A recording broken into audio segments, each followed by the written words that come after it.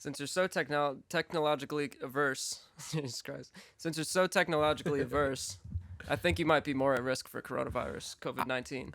Ladies and gentlemen, welcome to the first ever installment of this podcast. If you're listening to this, you probably already know who I am, and if not, you could figure it out. I'm sitting here with Mr. Dante, also known as Douglas Remick. What's happening? Mr. DJ, please introduce yourself. I'm. What's your favorite color?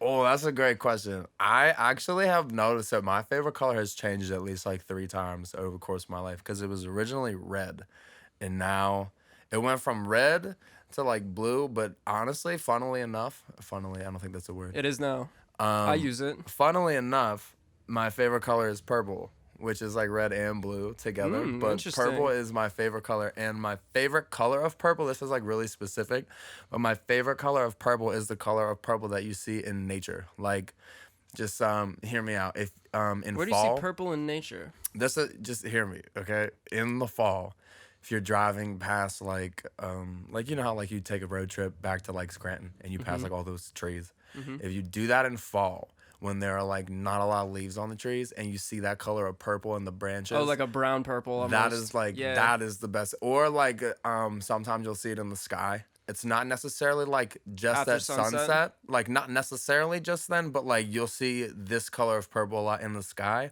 or like in like the tree trunks in fall. Like if you're like driving through like, you know, really treed up, we'll say, in a really treed up area. Treat up. Ladies and gentlemen, that's about all you need to know about Dante. And here it is. His long-winded man. explanation of why purple is his favorite color. Purple now. is the best color. Isn't that the color of royalty? It was. You want to know something crazy too? Is What? that I think it was before 4000 BC when they invented quote unquote the color blue. Humans apparently were incapable of seeing the color blue because they saw it as a shade of like green almost. They saw the ocean and the sky, and that was like normal to them. But then when I think it was the Egyptians, they invented like pigments that actually were bright blue, and after that we became like used to blue as a color. That's actually pretty cool.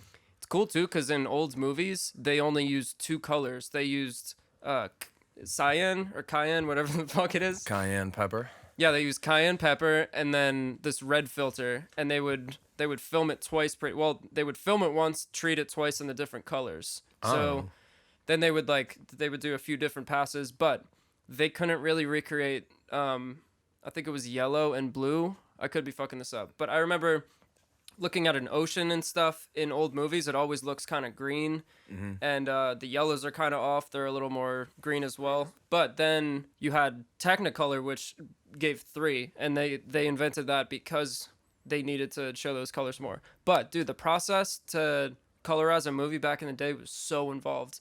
They needed this really expensive machine that took up an entire room, almost like a printing press, that just fed all of the film through all of these different passes to get the color. That's wild.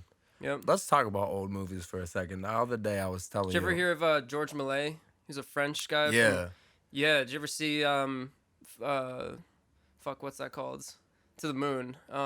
Yeah. You know what I'm talking about? Yeah. I can't believe I can't think of what this is. Where the rocket hits the moon in the head and then they get out. Yeah, and, they hand painted every Yeah. single copy of it. They had to hand paint every single frame Holy for that. day. Yeah, crazy, right? Yeah, that's From the wild. Earth to the Moon. I know it's based on a Jules Verne novel, and also he wrote that in the 1800s.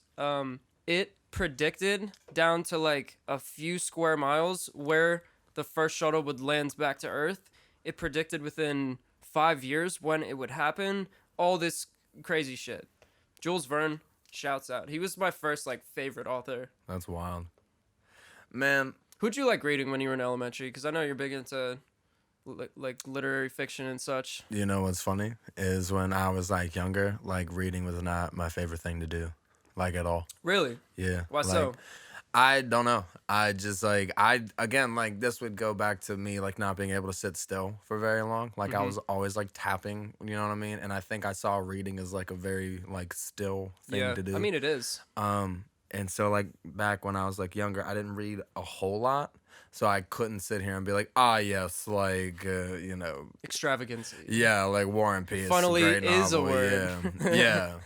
But I don't necessarily have like a favorite author or like a favorite genre. Like if it hits, it hits. You know what I mean? But Like what made you transition then to liking literature enough to pursue it in college and everything?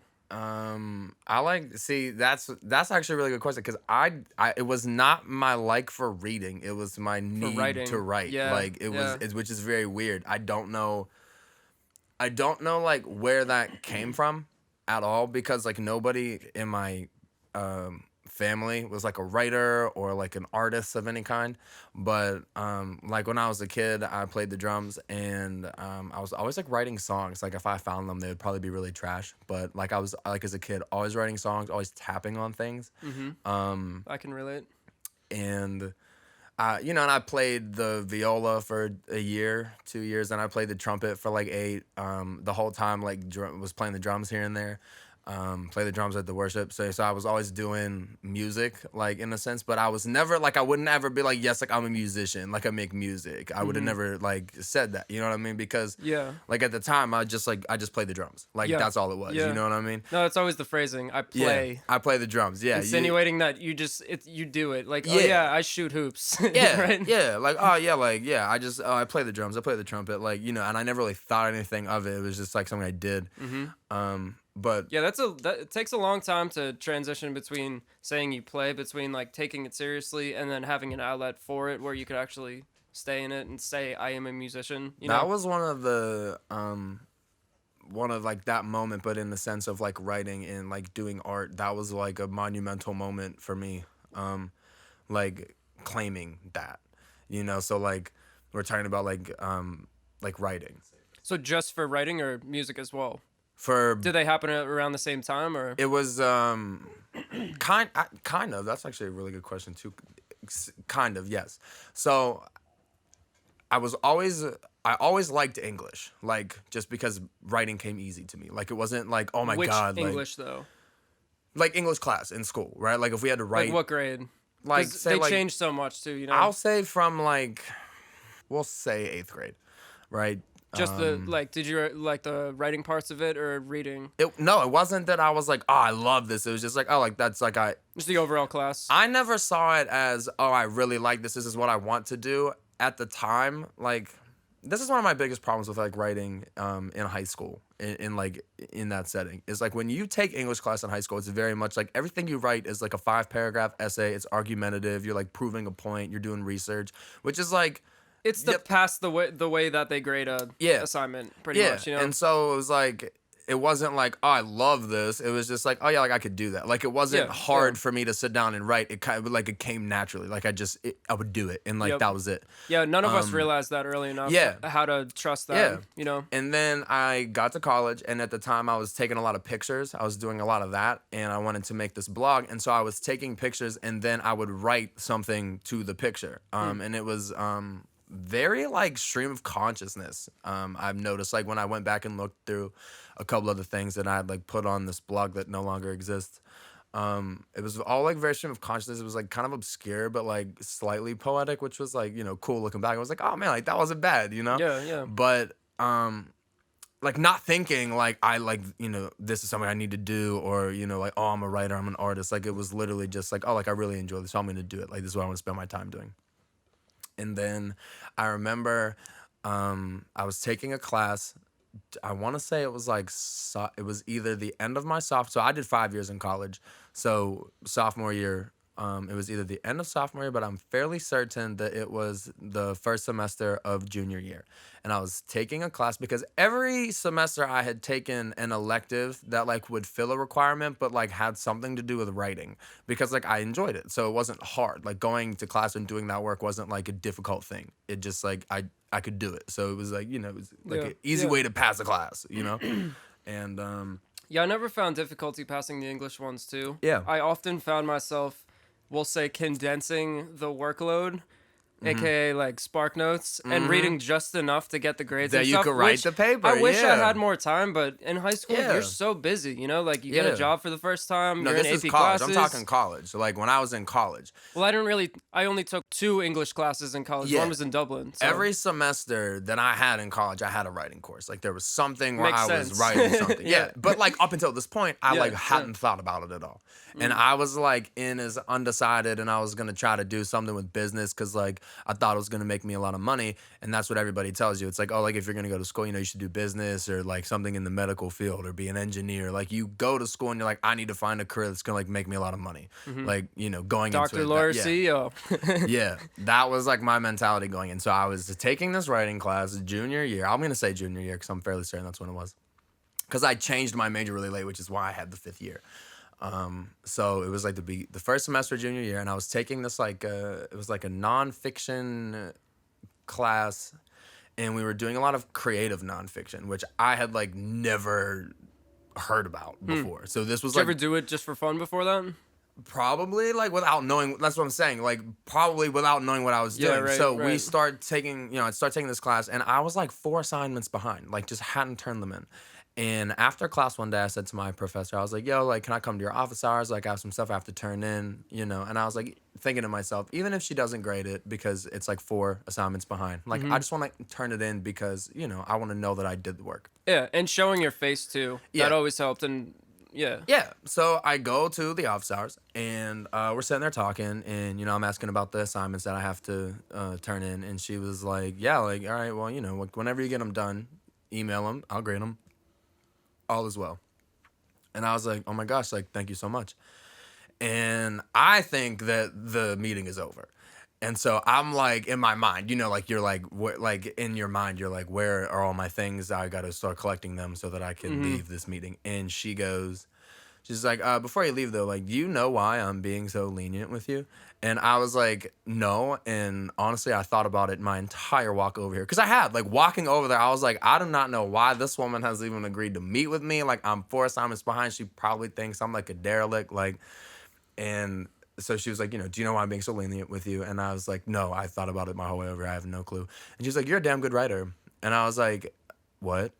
And she was like, you are a really good writer. And I was like, how do you know that? I've turned in like 2 assignments. She's like, oh, I know, but I know. Yeah, so I know. yeah. And I was like, what? And she was like, what's your major? And I was like, I'm thinking about doing marketing. She was like, why? I was like, money. She was like, seriously? I was like, yeah. Like, I was like, yeah.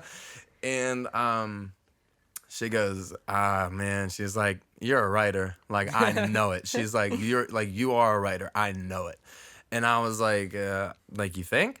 Something like that. And she goes, dude, this was the funniest. This is like, I refer to this woman as my fairy god writer because I only had her for 1 semester, but she changed like the entire course of my life with like this one meeting. And she was like, yeah, like, you're a writer. I know it. She's like, I'm going to ask you a couple questions. Like, just, tell me if this ever happens. I was like, all right, yeah, sure. And she goes, when you walk down the street, is there a voice in the back of your head that like narrates everything that goes on around you? And I was like, oh yeah, like everywhere I go, like it's like in Birdman. Yeah, like everywhere I go, like I hear this voice like narrating. Like she's like, like if you see 2 people sitting on a bench, do you notice what they're wearing? I was like, yeah, like I noticed all that shit. She's like, yep, you're a writer. All right, next. she goes, check. she has a pre-checkboard. She does. She just scratch them off. Yeah, She does that every fucking she goes, yeah. office hours. She just brings out just like a stack of those. Yeah, so she's like, when you walk down the street, is there a voice in your head that narrates the things that go on around you? I was like, yeah. She goes, it's like, check. She goes, do you notice, do you notice details, like, what someone's wearing or, like, 2 people interacting on a bench? Like, do you notice, like, what their interactions, like, seem like? And I was like, yeah, like, all the time. Like, I see all that shit. And she's like, check. And filling in the blanks Yeah. too, right? Yeah, and she was like, she goes, oh, dude, she had me when she said this.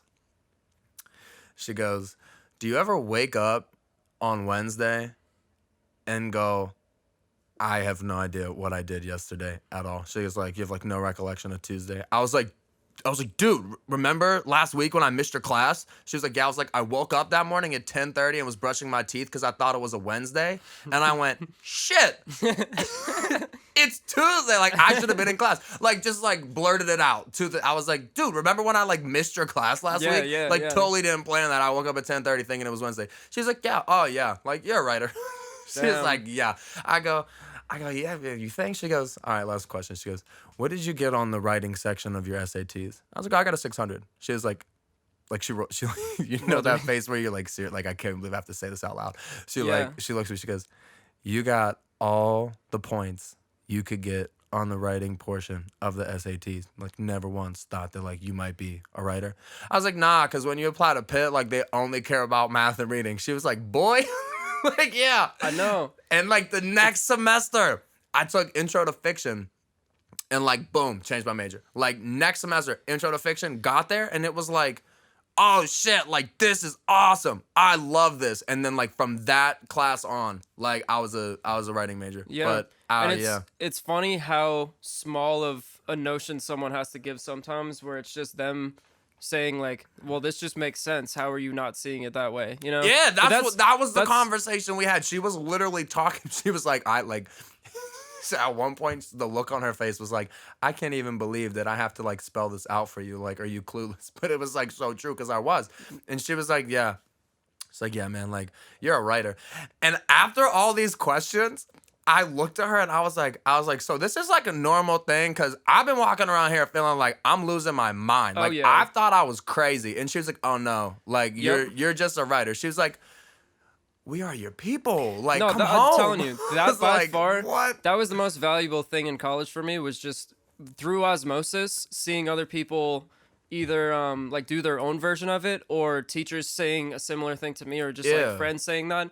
It's such a like, can you give any facts to like why you don't think that way? And you're just like, no. You're like, why have I never thought, like, internalized it, you know? But it helps you internalize it. But no, for real, that's a huge thing that woman did for you too. Yeah. Like, my God, yeah. She inspired you to follow what you're naturally good at. She's like, and wait, do you think that influenced your decision to become a teacher yourself too? Because you saw how important that was.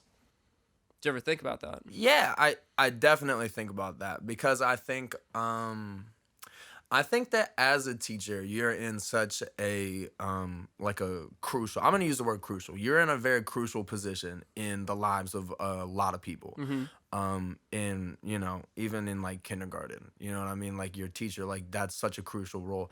And the magnitude of the effect on someone younger too. You know? And then, like, this goes back to, like, talking about, like, how I didn't like science because I had, like, weird science teachers. You know what I mean? Like, that probably changed my opinion on doing science. You know what I mean? Like, just, like, little things like that. But as a teacher, like, you do have such an impact, like, on so many different lives. And, like, I've only been, like, half teaching for like a couple months, but just like being in a school building, like, you see that, like, the effect that like these teachers have and how awesome they are at their jobs. You know what I mean?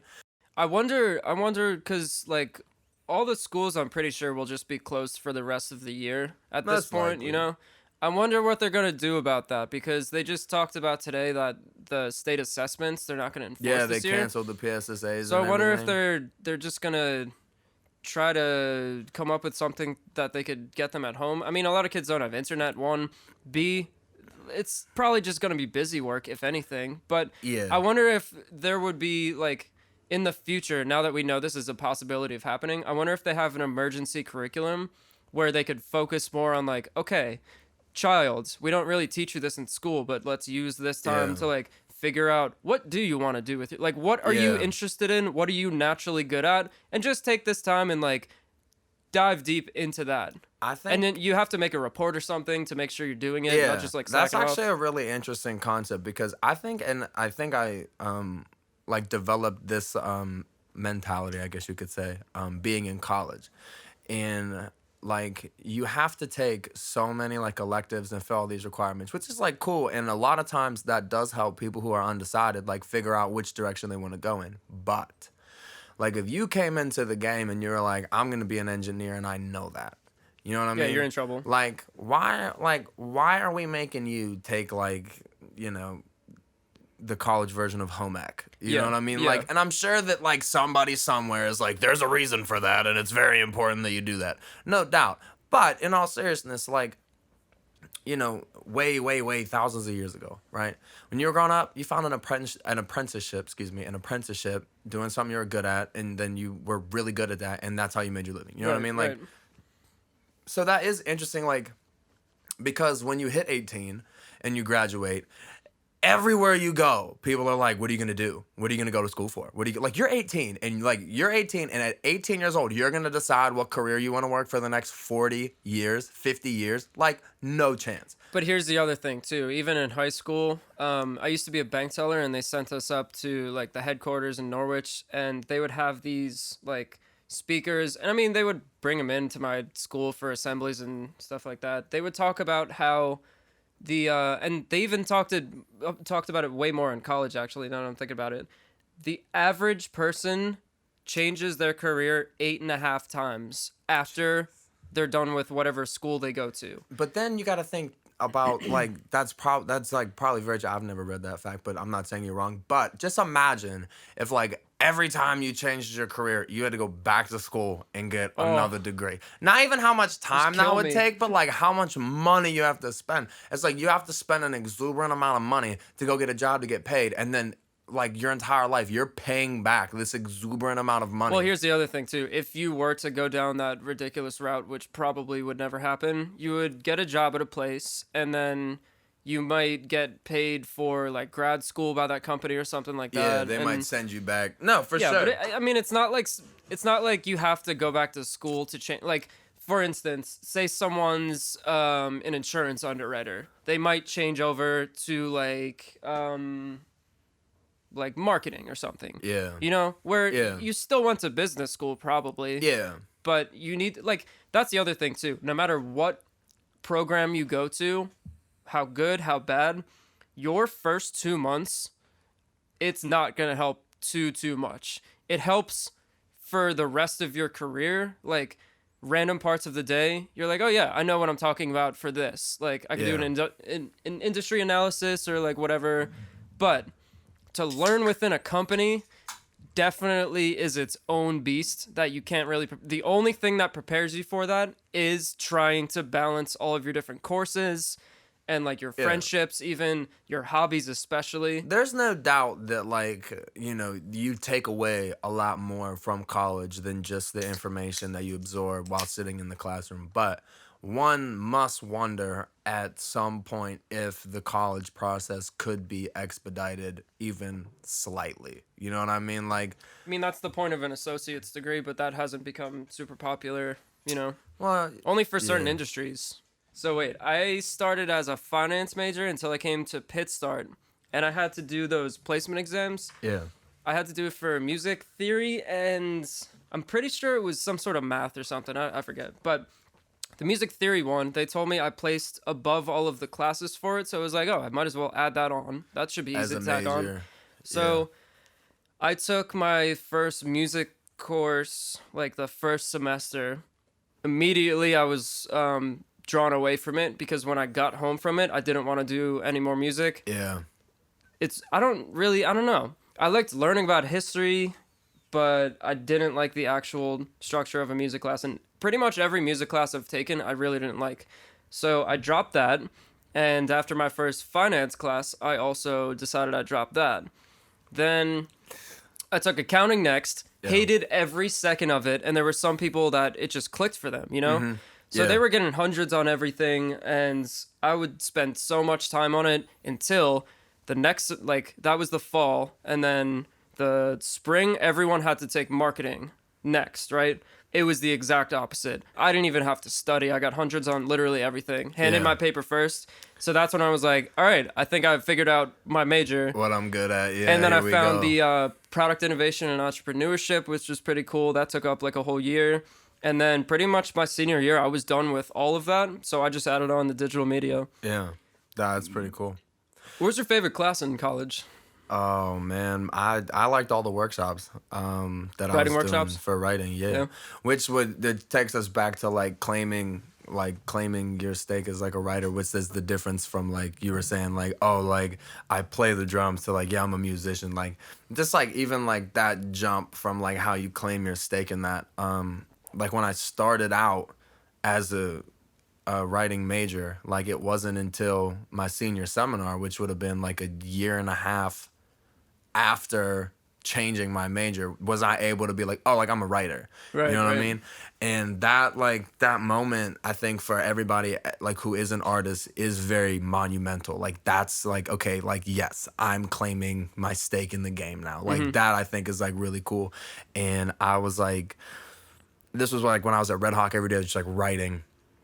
And I remember one day, like I called my friend Allie on the phone, and she's a visual artist, and I called her on the phone, and I was like, I think I do this, and she was like, what are you talking about? And I was like, I'm a writer. You know what I mean? It was like weird because like why I had to call her and like tell somebody about it to like make it a thing. You know what I mean? But it was like funny. So I called her and I was like, yeah, like, you know, like I do this. Like I'm a writer. I think I've finally, I know what you mean. I think I have finally in there. gotten to the point where like I can claim that as like my own, you know? And she was like, wow, like that's really cool that like, you know, you got to that point. But like being in high school and like writing and like, you know, how they teach you how to write and then like what you do in those writing classes. And like you're never really in an English class in high school and it's like, okay, like write us a story. Like, you know what I mean? Like that never happened. It's like read the Scarlet Letter. Yeah. Let's have a quiz every 3 chapters. Read this novel and then write me an analysis. Like that's a lot of the stuff that you're doing like in high school English class. You know those books in high school that pretty much everyone on earth had to read? But nobody actually read. Exactly. Okay, let's go through those. the most spark noted books of your high school era. Because I have very strong feelings about some of them. I read. So let's go through. I did read To Kill a Mockingbird. I actually read that. I have the strongest feelings about that one. Phenomenal book. You like that one? I Not love a fan. that book. Oh my gosh, I can't even remember the story because it was so long ago. But dude, I remember that book. That book was a good book. I like the environment they talk about and like the street that they live on. It's so vivid the way they like, especially the scene where the old woman's addicted to morphine. You can see everything while you're reading that. But overall, I just thought that book just took forever, and it didn't make me want to read it more. It made me want to watch it as a movie, you know? Yeah, I don't know. I love the book, and the movie like wasn't bad. I've never seen the movie. I saw the movie. It wasn't bad, but I liked the book better than the movie. See, that's the opposite for Great Gatsby. The sentences are the reason that The Great Gatsby was my favorite book that they made us read in school, because I know I read it. you would read through a sentence and it would just flow beautifully and like the best use of vocab, not to be like overbearing, but useful within the sentence, you know? I'm trying to think if I read that in high school or if I read that after high school. But I think I did. That was one of the other ones I read when I was in high school, and I love that book too. So See, that's short enough that most people actually read it as well. You know? I took a class, I think it was senior year, and she wanted us to read Crime and Punishment. And I've never read that. That didn't happen. Like, that's really long, right? Mm-hmm. Sounds pretty miserable. Yeah, I didn't read that.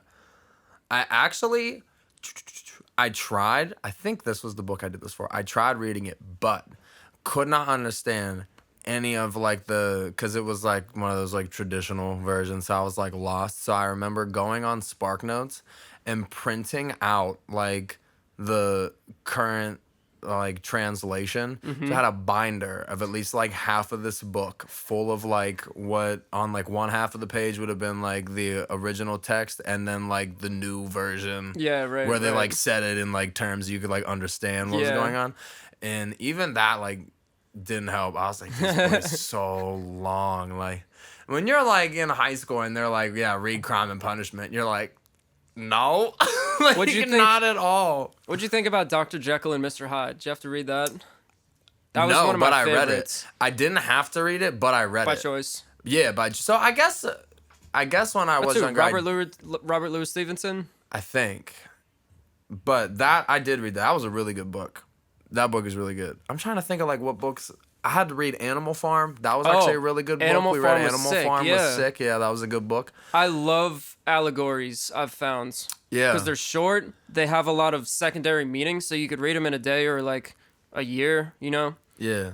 like trace them all back to what metaphors are talking Animal about. Farm is good. I haven't read, what is it, 1980, Not gonna lie. 1894? 1984. 1984, Not gonna lie, thank I you. think I only read 2 pages of 1984. That was during the busiest part of my junior year of high school. We never had to read it. And so, there were like, no we quizzes read during Animal it. Farm, but we never had, like, that was never one of the books that, like, I was assigned, so I never read it. But I've heard, like, I mean, I followed along with the story because we went over it a lot. I've spark noted all of it. Yeah. From the overall, like, contents that I know of both, Animal Farm, a lot better. I have friends, like... 1984 is so long, too, and so dense. I have friends from, like, senior sem at Pitt who say that book is, like, amazing. Like, you know what I mean? Like, that's one of the books that you hear about a lot in, like, it's important. Senior sem class. Yeah, it is. But Honestly, I've never read it. So, I mean, like, yeah, I know it's important, but never read it. I've also never read Ulysses. Oh, Ulysses is awesome. Never read like that, yeah. Never read it. I always hated lit classes, like literature classes, and here's why. So much time. Here's why. Because Ulysses was written in the 1800s, right? And they have a whole course. You spend a whole semester just going through the book of Ulysses, right? And like when you sit in those literature classes, it's always about like what did they mean? Yeah. Like what was the meaning behind this? That's because that's how you ask questions to see if someone did it. But do you ever hear the ass. answers supplied by like people who are like lit majors in those classes? Yeah. Like it's as if you've never written a story. So like you're approaching it, and this is my own opinion, but you're approaching it all wrong. Exactly. Like why would we sit in a class for an entire semester and try to figure out what Joyce meant when he was writing Ulysses and all the allegories and all the themes? Like you can't fucking ask him. So how do you even know you're like, you know what I mean? How do you even know that you're right? So it's like, that was always like the opinion that I took away from conversations with writing majors about lit majors. It's like, it's really easy to sit and speculate as to like how it was written or what was meant by what was said when you've never sat down to write the story, because the process of writing a story is a lot different than like, I am going to say this, like, you know what I mean? Where you're like, yes, I'm going to write a book that's an allegory on society and it's going to be exactly this. Like, I'm sure that like books are written and that's the point of them, right? But like when you go and like you approach like the beginning of how like when you start to write a story, right? I would wager, you know, a little bit of money because I'm not a gambling kind of guy, but I'd wager a little bit of money that it started more organically than that. Like it may have ended on that point. Like he may have like gotten like halfway through, 3/4 way through and been like, that's what I'm trying to say. Because I noticed that happens a lot more. Kind of saying something different too, you know? Yeah. So I had to read, I didn't read all of it, but I had to know kind of each story, and we read The Dead, which is the final one. But that is like the most important Irish literature. So when I went to Dublin, we took Irish literature, right? So we obviously talked about that. But the most I've ever learned in a literature class, the professor asked one question that nobody could answer. Everyone had to try to answer it. They just went, why are there no Irish painters? What would you say to that?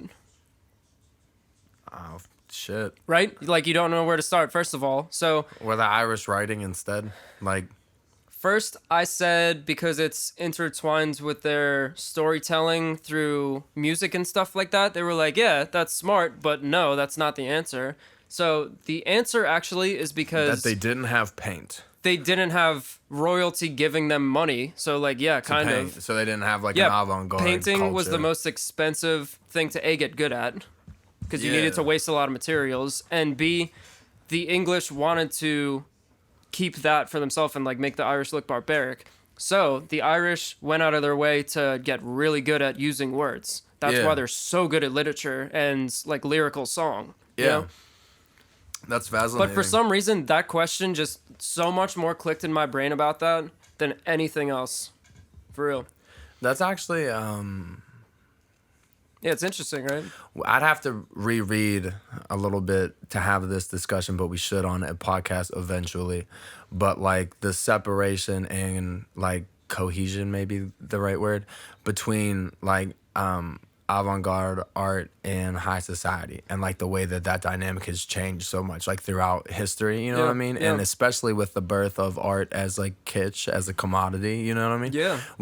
I'd have to read a little bit more, like, you know, reintroduce myself to some of the things that I was learning about when I was in school. But that is actually a fascinating concept. Yeah. Like the turn where like art becomes kitsch, and then you could go to like the Kohl's home department and like buy like, you know, tchotchkes and shit for your house. Like that was no, like that's an interesting point too. Yeah. So probably my favorite class in college was called Mass Communication Technology, which like first thing he said in the class was, "This name is bullshit. This is nothing of what you'll learn in here." So it's that class in a nutshell was looking at the technology over time, similar to like the Fuzz series that I'm doing on YouTube. Yeah. But it's like, okay, this guy invented the cathode ray tube, so we can now have TVs. What did TV do to the senses for humans? And we talked about like I learned who Marshall McLuhan was, which favorite theorist of all time. That shit's crazy. Is that guy who wrote The Message is the Medium? The Medium, the is, medium is the Message. I have to read that book. I really do want to read that. I'm gonna order that and read that. So wait, let's start talking about music too. Going back to what I was asking you before,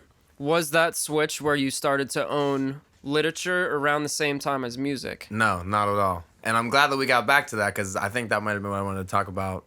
Yeah, because you were saying before that you started playing music first, and you always kind of were a writer at heart, but you didn't realize it until you started owning it as your own. Yeah. So did the music happen before or after, or? After, actually. So this is a really funny story. I never like showed anybody any of the music that I had written, like, ever. Okay. But one of the things that I really liked to do was like freestyle to myself in the car. So like, you know, when you listen to like pop songs that are on the radio, there's always like a bridge where there's like no vocals, you know? Those are called the breaks, by the way. That's where breakbeat comes from. And so I would like freestyle over that in the car, like driving around. You know, you're in the car, you're like shooting the shit, killing time. So I would freestyle in the car. And when I was a freshman in college, I was hanging out with this group of guys, and the one dude like really liked to freestyle. And my friend Evan was like one of those guys who, like, it didn't matter what you were doing, like this kid could keep the music going and like set the tone for like any mood, and it was seamless. Like Spotify? But he wasn't playing it from a playlist. Like he himself would just okay, we'll listen to this next. But he was dude, it was like on a level that like I would consider to be genius. This guy could like off the rip, like not off the rip, but like live. You know what I mean? Like, just do it. Yeah, keep going. Yeah, and he would just keep this vibe going, and he played, like, you know, good-ass music. Like, you know what I mean? And so he would go online, and he would pull up, like, beats from YouTube, and then, like, this other kid would rap. Wait, let me ask you a question. Does he do any music? I've found that the people that are best at doing do not play music for some reason, but they pick that as the thing to be really good at. He played the piano, I think, and he actually... was the first person that ever started sending me beats, because he downloaded FL, and he had like a version Fruity of Loops FL. probably back then. Yeah, it was Fruity Loops, and he had like a version of it where he could like make beats on it, and so he would send me beats, and we actually made an EP together and put it out on SoundCloud. I'm not gonna tell you what it's out there as, because it's absolute trash, so nobody should listen to it. His beats were fire. Like, don't get me wrong, the beats were fire. My part of it was like trash.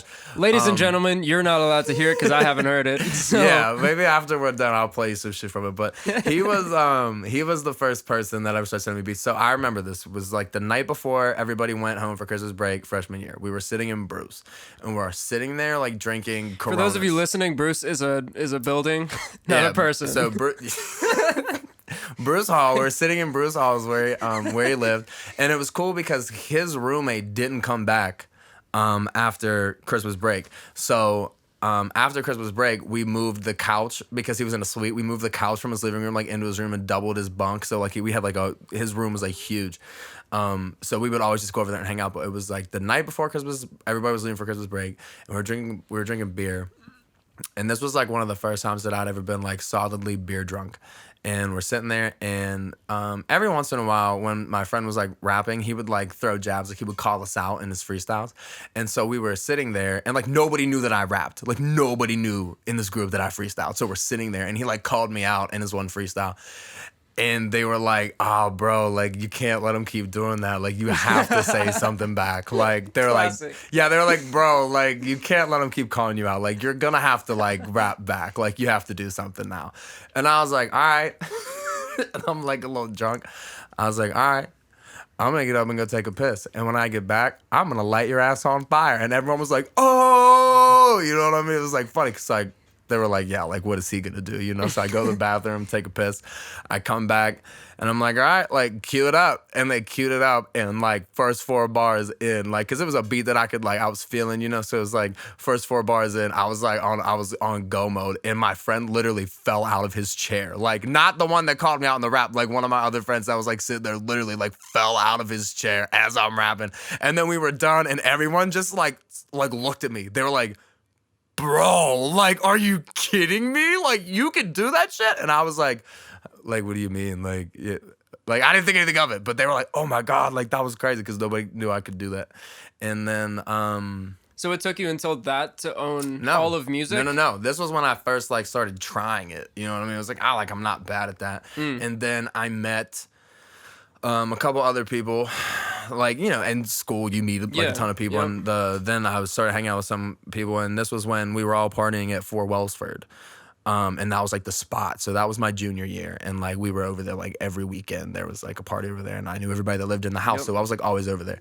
And my friend Aiken, like one of my best friends, like, oh, he was like classic for this. If I came over and like, you know, there's a party whatever, we were never like in the basement where the party was. Like we were always like on the second floor on the roof, the third floor, like balcony shit that was on the back. Like that's where we all hung out. Like everybody who lived in the house and like everybody who was like, you know, all the homies. There's always like that spot. Hangout spot. Yeah, the spot where the homies are, where like the party is not. Of course. And so we'd be like in his room. And he knew I would never do this if I was like stone sober. Like I had to have a couple drinks because I didn't like. So he's buttering you up. He's like, hey, by the way. He would come up and he'd be like, Deej. Here are 4 tequila shots. Yeah. Deej, tell me what you need. I'll roll you a J. I'll get you some weed. You want a drink? I'll get you a drink. He goes, just give me a freestyle, bro. Like, just give me one, man. I just want one. Like, tell me what kind of beat you want. I'll find you something crazy. I'll get you some alcohol. We can smoke some weed. Just give me, like, one, man. And I'd be like, all right, like, cool. So we'd be like in this bedroom full of people, and he would, like, put a beat on a Bluetooth speaker after he had, like, gotten me a sufficient amount of, like, you know, something to drink. Because I have, like, stage fright. Like, I don't like being, like, the center of attention. And he would put on a beat and I would like freestyle. And like it got to the point where like, you know, the same people would be there often enough that like after so long, he'd be like, all right. Became a regular thing. He'd be like, all right, he's gonna freestyle. And literally everybody in the room would just like stop talking. Like it was like kind of weird. I'm saying like it was like kind of weird. Fans. It was like kind of weird. Like we'd be sitting there and he'd be like, all right, shut up. He's gonna rap. And everybody would be like, oh shit, like shut up. Wait, he's gonna rap. And so we started freestyle. And that is how I met Kel. Interesting. That's how. So I met not that Kel was like in the room and like he was like, oh my God, like you make me, like I met Kel through this group of people who were like, you freestyle and he makes crazy music. Let me guess. He fell out of a chair. No. And then I made Kel fall out of a chair. He probably has. But yeah, so they, you know, link up with Kel and we did a song off his Eventide album on SoundCloud, which was called Hopeless. And when was this? He was living in Skyview, so I think he was like a sophomore. And there was like this room in Skyview, and we went and recorded on his phone. Like this was back when we were like using phones and you know all that shit. And so Kel wasn't making beats back then? He was. Like that's what they were like. You rap and he makes really good beats. Like you two have to meet. Yeah. So we linked up, and then we did this feature for one of his albums. Oh, I heard that one before, right? Yeah, it was like more sun EDM. up, I'm getting high. Sun up, I'm getting high. Sunset, I'm thinking on suicide. I wonder if I might be too drunk to drive. You ever find yourself zanned up, tongue tied, barred down, cooling with Daffy Duck, like fuck you, Tom Bout. Like yeah, this. Wait, shit is that was the EDM beat kind of? Yes, I think. You showed me it once. No. That's a different one? I did that freshman year with this kid I knew from high school who was making music at the time, Gotcha. and I did. Okay. I did a feature on a track for him. So I linked up with Kel. So and wait, then, after you did that first feeture in high school, still didn't think any of it? No, like never. So wouldn't have claimed it. It was like playing an instrument. You were like, yeah, I play the freestyle. Yeah. I was like, yeah. I wrote a verse for him. It was cool. Like, you know what I mean? Like, I had fun doing it, so I just did it. And then, so then, you know, me and Kel started working together, and he was sending me a lot of beats, and I was like working on a couple different things, but I never put anything out. Like, nothing ever went out. Right. And I took a break from it actually for about like a year and a half ish, maybe 2. where like I wasn't making any music. Evan had moved, so I wasn't getting beats from him. You writing any lyrics? No, like not very often. Like I wasn't like, okay, like I'm gonna make a song, like I'm gonna spit, like none of that. But were you writing a lot of fiction during that? Like you just replaced everything with that? Yeah, but it wasn't like I had replaced it. It was like I got to this point with making music where I seriously had to like stop and ask myself like, what are you making? Why are you making it? And like you know, where are you taking that? And I found that like there's a period of time where I was like trying to write music or like say things in like verses that I thought people wanted to hear, like, you know what I mean, that like I thought would like, oh, like people will like that, as opposed to like, this is what I want to say, like, you know, this is what I'm doing. This is the music I want to hear, but it's not out there, so I gotta make something for myself. I was just making music that I thought people would want to hear out there, you know, so like that was it. And so I took a break, and then it was a New Year's Eve party on Ward Street, and Kel was there. What year was it turning? 2019. I think it was 2019. So it was like 2 years ago. Not 2 years. Not this last New Year's, but turning 19. I don't you know get what I'm saying. It was turning 2019, and I was at a New Year's Eve party on Ward Street that I like wasn't actually gonna go to. I don't think I had planned on going. I just like ended up there. And as usual, Kel was there. Yeah, as usual. I don't plan anything. Like I kind of just like, if I'm here, I don't know why. I just like I'm here, you know.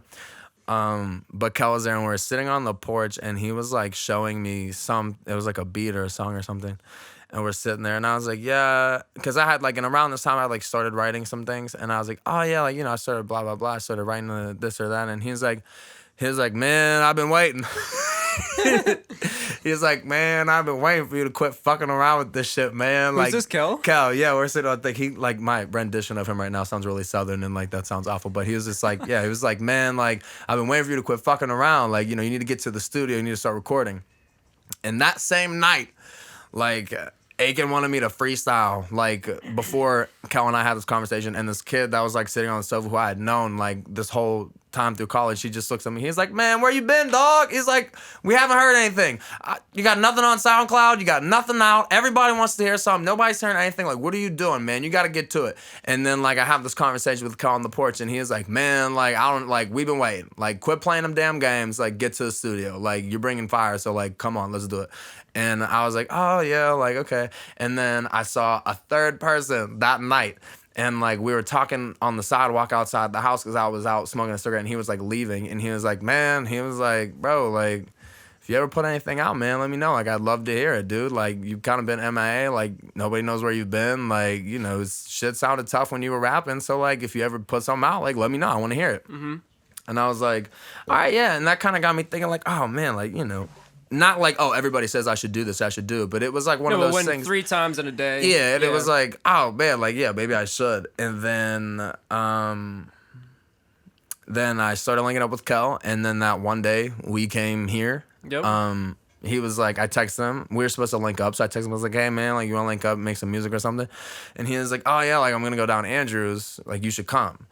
And I was like, oh, Andrew, like, yeah, I got to go. Because we had met at that show the one night, and we linked up like once, and then after that, like never, because I had taken that time off. So you caught me as I did the feature for Kel, and then after that, it was like all, like everything was like on pause. So I hadn't seen you for that whole time. And he was like, oh yeah, like, I'm gonna go down to Andrews and we're gonna make some music. And it was like, oh dude, sick. Like, yeah, I'm in, I'll pick you up, we'll go. Then Kenyatta and I were here, and right? Kenyatta was here, and we I knew didn't Kel know was coming. We didn't know you were coming. Kenyatta was gonna be here. Oh really? No, wait, I did. He said Kenyatta was here. He did. Yeah, but so I knew, but yeah, like you two didn't know I was coming. And I remember like we got here and we were coming to the living room, and like Kel walked into the bedroom and like where all the music shit was set up. You're like, what's up, Kel? Yeah, and it was like, what's up, Kel? And then he kind of like moved to the side, and like you two kind of glimpsed at me, and you were like, no chance. Like Kenyatta was like, oh, so we doing that now? It was fun. Like, yeah, oh, that was dude, a game that changer was funny day. as hell. Yeah, I walked in. We recorded so much that night. We did, but I remember that I walked in, like you, like nobody saw me because like Kel was in front of me. He stepped to the side, and both of you were like, no shot, like, dude. And I was like, hey, like, what's up? You know, so. And then you and I started working on Things I'll Never Say. And that kind of like took off, but not took off as like, oh, like it got really big and popular, but like it took off, like working on it, like took off. Every Monday. So yeah, we were here every Monday and we were recording that every Monday. Started the bands around kind of this, A few months after. Yeah. Yeah. And but Probably like 3-4 still, months after. at the time of making things I'll never say, still would not have told people that I made music. Like, still had not claimed that. Still. Really? Yeah, seriously. And it dropped, and people that I knew were hitting me up like, dude, like, you like do that? Like, you make music? Like, I didn't know you could do that. People were like shook that like I had like made this EP. Mm-hmm. They're like, bro, like, we didn't know you could do that. Like, we didn't know you sounded like that. You could do that? Like, I was like, oh yeah, like, and like, cause still at that point I wouldn't have claimed that. You know what I mean? I wouldn't have claimed that. And I think like when that dropped, and it wasn't the need for validation coming from other people. Like, I didn't need like outside opinion to like, you know, tell you that they liked it. Yeah, I know didn't need anybody to be like, this is really good, for me to be like, oh, I do this. That wasn't it. I think it was more like having it on Spotify, like real. having it out there, and it was like, not like I did that, and it was like not knowing, but seeing it on the platform, and like being able to listen to it like on my phone through headphones, and that's when it was like, oh man, like I kind of do that. Oh yeah. But funnily enough, we'll go back to the word funnily. Still to this day, if people were like, oh, like, you know, what do you do? I would just be like, I'm a writer. Like, still would not be like, oh yeah, like, you know, I'm a musician. Yeah, well, that's a good way of saying both. Yeah, you know, I would just be like, oh yeah, like, I'm a writer. even when people ask me, I say like, I mean, it depends who I'm talking to. You know, if it's at work, I'm like, yeah, I run a music company, because that's the type of conversation that will be happening at work. I'll tell them about like the type of music I make and that I produce and stuff, but it's from like a business sense. If I'm talking to another beat maker, I'm like, oh yeah, I use Reason. I do everything. Like, I use live instruments. I know how to produce, use my voice on everything, whatever. But if I'm talking to a guitarist, just guitarist talk. Like, I figured out that I wanted to be a producer because I used to play in a band, and then I learned that I didn't need a band to jam with myself. Yeah. You know? Yeah. I like talking to guitarists and drummers and pianists the best. I'll tell you why. Yeah. They're all different. So I don't want to say that any of the three people are a type of personality that are like more magnetic for conversation with for me. They're all their own ways of being interested in everything. You know what I mean? Wait, you want a beer? I got like a half. Yeah, here, where? I'll get you one. Right here. Take that. One for you, one for me. Oh yeah, wait. Go. Cheers, brother. Yes. Cheers to social distancing. All right, so yeah, guitarists. I probably can talk to the longest because there's so much to talk about. For me, just because that started it all. Drummers, on the other hand, I like talking to because you probably won't be talking about music much with them, but you'll be talking about everything else. If I had to pick one person to go play pool with, it would be a drummer. If I had to go pick one person to go see a movie with, it would be a guitarist. That's interesting. If I had to go to the bar with someone, it would probably be a pianist because they know music theory a lot because you need to learn different shapes for everything, and like it's the most visual instrument to see the intervals between everything, right? So the nature of pianists is like they know a lot, and talking guitarist to a pianist, we have two sides of the same coin that we can like, wow, like, oh, you know that too? Wait, tell me like how you remember that, you know? So that's the most fun to like go get drunk with a pianist because you have the most mind-bending conversation, where a drummer's like good at doing physical, like playing pool or something and talking about anything but music. But guitarists are cool too because that's the root of why I got interested in all of them, you know? Yeah. There was a drum set actually in my house first, and I used to hit it with sticks, I'll say. I didn't really play them. Yeah. I swear to God, did not know how to play the drum set until Rock Band came out, and it taught me how to use the kick pedal. Really? I'm not even kidding. First 2 days I had Rock Bands, I didn't know why I was failing the drum songs. And then I realized that little orange bar was supposed to be the kick. And I was like, oh, this is how people play drums. So then, I'm not even kidding, I paused the game, went downstairs with headphones in, and learned Mississippi Queen on the drums. First song I learned on drums. And after that, I just literally sat in my basement with headphones on, trying to play along for like years and years. Yeah. That was in 6th grade, and I started guitar 4th. Damn. Yep. That's wild. Yeah. What about you? When did you start drums? All right. So when I was in third grade, I was taking drum lessons from the worship pastor at the church that we were going to. And everything that we did was on the drum pad. Like, it was like rudiments and just the practice pad. Yeah, all on the practice pad, all like rudiments, like all that. Yep. Paradiddle. All that stuff. Yeah. So you learned that in elementary, what a paradiddle was? Yeah, like... Bro, I didn't learn that until 11th grade. Well, it never stuck, and here's why. It was because, like, when you think, like, yeah, I want to play the drums, you want to play the drum set. Yeah. I took these lessons for, like, a year, and it never translated over to the drum set. Like, it was always just, like, work on the pad. And so, like, I kind of got complacent and, like, bored with it, you know? So then, like, I quit taking the lessons. Mm-hmm. And that was when I started playing the trumpet. And then when I was in 10th grade of high school, I started taking drum lessons again, but now we were learning on the set. And this was all in school? No, I took these lessons outside of school at you remember Johnston Bars? There was a guy. No, Johnston Bars was like a music store chain for like heard of your that. concert band instruments. Like if you needed like a bow for your violin or a violin itself or something for your clarinet, like shit like that. Like it was very much like the concert band music store in the area. It was like Johnston Bars. And that's not a Pittsburgh thing, is it? That was. Like I'm not sure actually. I actually have no idea, but I know that the one that I used to take the lessons at closed. So like it's you can't really find a Johnston Bars around anymore. And I went there, so he was teaching me how to play the kit. But at the time, I wanted to play with the worship team at the church because like that was where I was gonna be able to play the drums. So I wanted to learn to play the set so that I could play there and like jam with this. Like the worship band of my church was incredible. Like these guys could shred, man. Like this was not like your average like worship band. No, dude, like, man, we were throwing it down. Seriously, like, we had some really talented musicians. This church worshipped Billy Joel. Don't play about my love for Billy Joel. I love Billy Joel. But seriously, like, we had really, really talented people on this team. So, like, when we would get together to play, like, it was always a very fun, creative environment. And, like, you know, it was just, yeah, it was so much fun, man. And, I wanted to learn how to do that, and it got to a point where me and this teacher kind of like parted ways because he was saying like, listen, like you're moving in this direction. I am very much a jazz guy. So if you're moving in that direction and that's where your focus is, I don't necessarily know if I'm going to be much help to you right now. So he was a drummer? Yeah, he was a jazz drummer.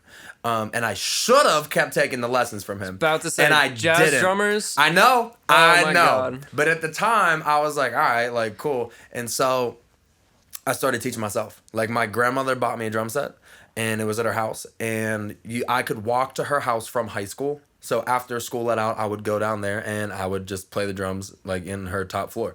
And like that's kind of really where I learned. Like that's where I developed like the most independence that I had, you know. Just playing it with nothing in your ears? No, like listening to the songs yeah. and like trying to play them. And so I kind of like developed, you know, a certain level of independence and then like kind of went from there. So I think like overall, like how did you learn how to play the drums? Like, yeah, I took lessons like here and there, but a lot of it was just like just going and playing the drums. Like that was it. You know what I mean? I never took any lessons besides actually I took alto sax first before I played guitar when I was in fourth grade or something. Yeah, fourth grade. Fourth grade, because that's when they let you play the bands in elementary school. Yeah. Yeah, but that's it was when we started playing trumpet. It was fourth grade we started doing trumpet. And I was going to play saxophone instead of trumpet, but my two like best friends in school at the time were doing trumpet. So I was like, well, I don't know what I'm doing sax. You know what's so funny? I did trumpet. And to this day, I still think saxophone is like one of the sexiest fucking instruments you'll ever hear. Like it is. Scientifically, the saxophone is the closest to the human voice. Yeah. So wait, you want to hear a funny story? The saxophone. I originally wanted to do tenor saxophone, which is like the bigger one, not the biggest, but the like penultimate biggest. Oh, you love that word. I do love the word penultimate. Anyway, so I wanted to take that because my friend Ryan Papa was taking that. My teacher came up to me. Her first name was Melody, by the way, Melody Jackson. I was like, you have to be a music teacher. Absolutely.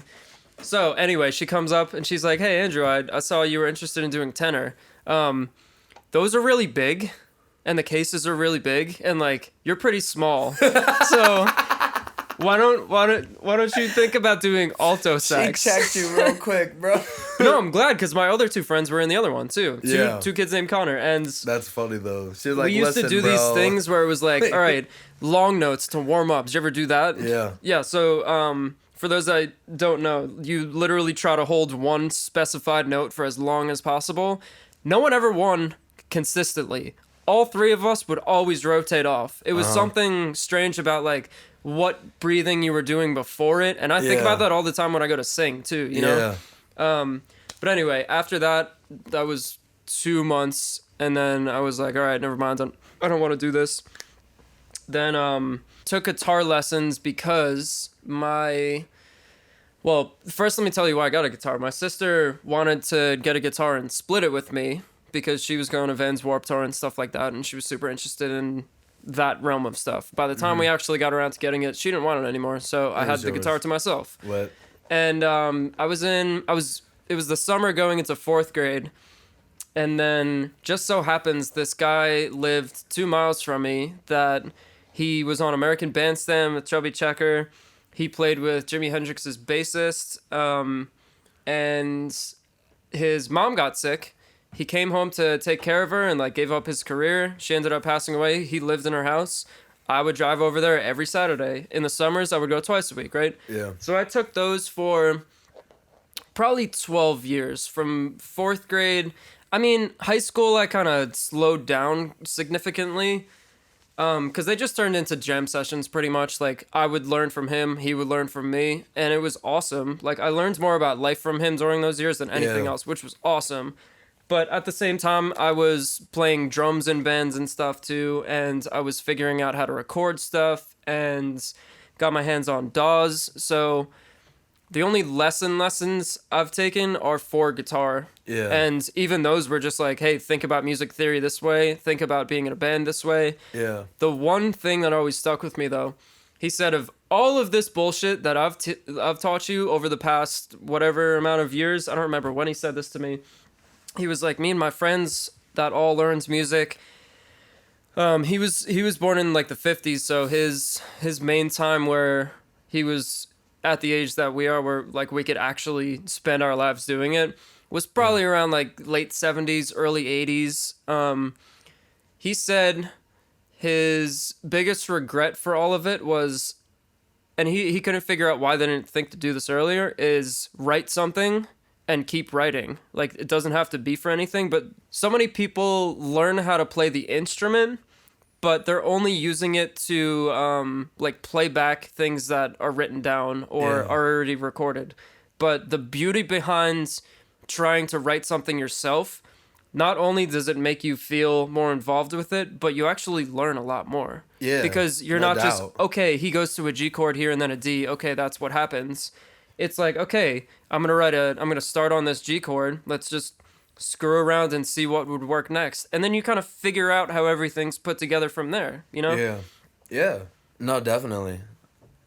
I never kept with the trumpet enough and like sat with it enough and like kind of like wrote anything on my own with the trumpet. But I think that like hearing you say that is like so accurate because like it's true, you know what I mean? Mm-hmm. And it like, a lot of like my I was never at the house like writing music or, you know, exploring like, you know, music in that way because like nobody in my family was ever doing that. You know what I mean? Like it wasn't like I was like the first one who was like, this music shit slaps, you know what I mean? Yep. So like when you know what I mean? Like you never see that. I never saw that. Like at the house, you know, I'm not going to blame anybody like in my family for that. Right. I'm just saying like it was one of those things that was like so new to like all of us, you know? So it was like, I just like never thought to do that. But I think like, you know, looking back is like, I wish I would have done that. But when I was like, you know, we would have jam sessions. I remember these two dudes that were in concert band with me and they both played the saxophone. And they were like, oh, they're incredible musicians. They were. And on our free periods, we would go to the auditorium because they had a drum set in the auditorium. So it'd be like free period in the auditorium. And the one kid could throw down on the bass. Like, oh my God, this kid would like slap the shit out of that thing, man. He could really play. Like, he went to I can't remember where he went, but he went for music, and he's still making music now. But he is incredibly talented. So the three of us would link up. One would play sax, one would play bass, and I'll play the drums. And we would just sit there during free period and just fuck around. Like, we would just jam. We did a talent show one year, and we played Bruno Mars. I can't remember what the song was, but we played Bruno Mars, and then like in the beginning we like braked, and then like the bass guy did a solo, and the sax guy did a solo, and then I brought it around on the toms and did a solo at this like talent show. Slick. And like nobody knew, like again, like nobody knew I played the drums. So like after we did our part of the talent show and we like brought it around, people come to me, they're like, "Bro, we didn't know you could play like that, dude." Like, you know, because I know you never really say anything about it. You're like, "Oh yeah, like I play the drums." You're like, "Oh yeah, like you play the drums, you probably suck." Yeah. We did this talent show, and like people came up to me like after we were done with the set, they're like, "Dude, like we didn't know you did that." Dude, I'm telling you, that's my favorite part about drumming damn. too, is because when I meet someone in a music setting, I could tell they're a fucking drummer. Like, even if they're playing bass, but like I just talk to them regular. If you met me, I can tell. If you met me, like not knowing what you knew, like not us being as close. Oh, when I met you at the house show, I was like, yeah, he knows drums. He at least knows them. No, I'm telling you, it's so easy to determine though. For some reason, like if you're really into drums, you see it.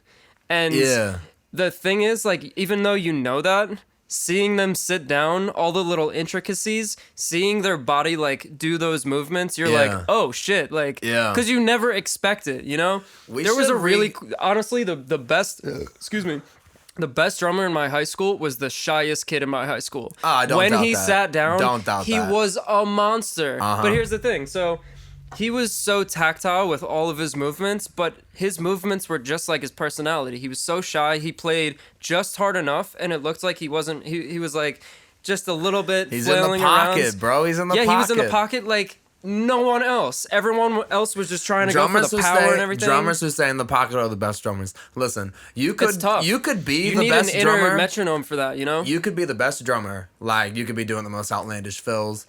You know, you could be really, really fucking it up. But in all seriousness, if you don't know how to sit in the pocket, you're probably trash. Because, like, that's one of those things that, like, it's crucial as a drummer, is being in the pocket. Like, you could do an exorbitant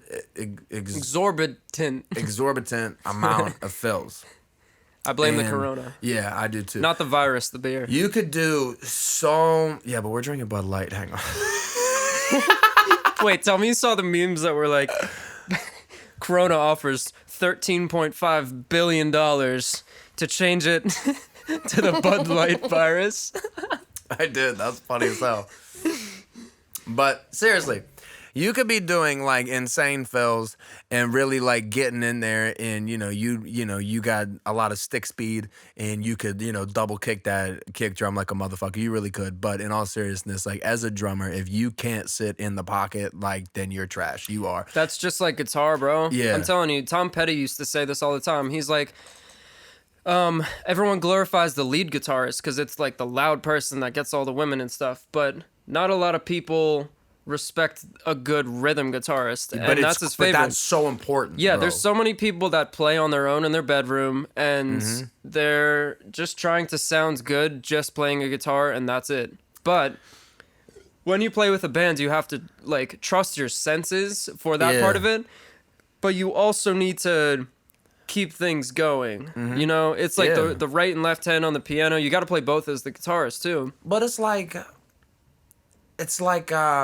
saying, like you have to sense that, you know what I mean? Like being in the pocket, like you could be, like we were saying, like the best at doing like the fast fills and all this other shit, you know what I mean? But like, yeah, I mean, when you're playing with a whole group of people, you have to account for that. Sitting in the pocket as a drummer, you will sound a million times better if you know when to go and when to hold, in how to volume wise as well, dynamics, how are you, and how to tease bring it it down? too, Yeah, exactly, how to tease it.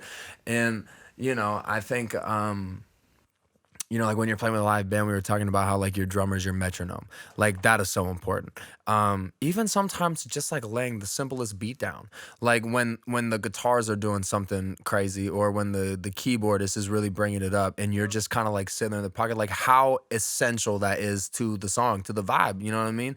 And I know, I mean, you see a bunch of drummers who can really lay it down, and they do very, very well, and they're incredible musicians. But if you don't know how to sit in the pocket and you're playing with a band, like half the time is like, dude, lay off. You know what I mean? Like chill. Like you have to chill.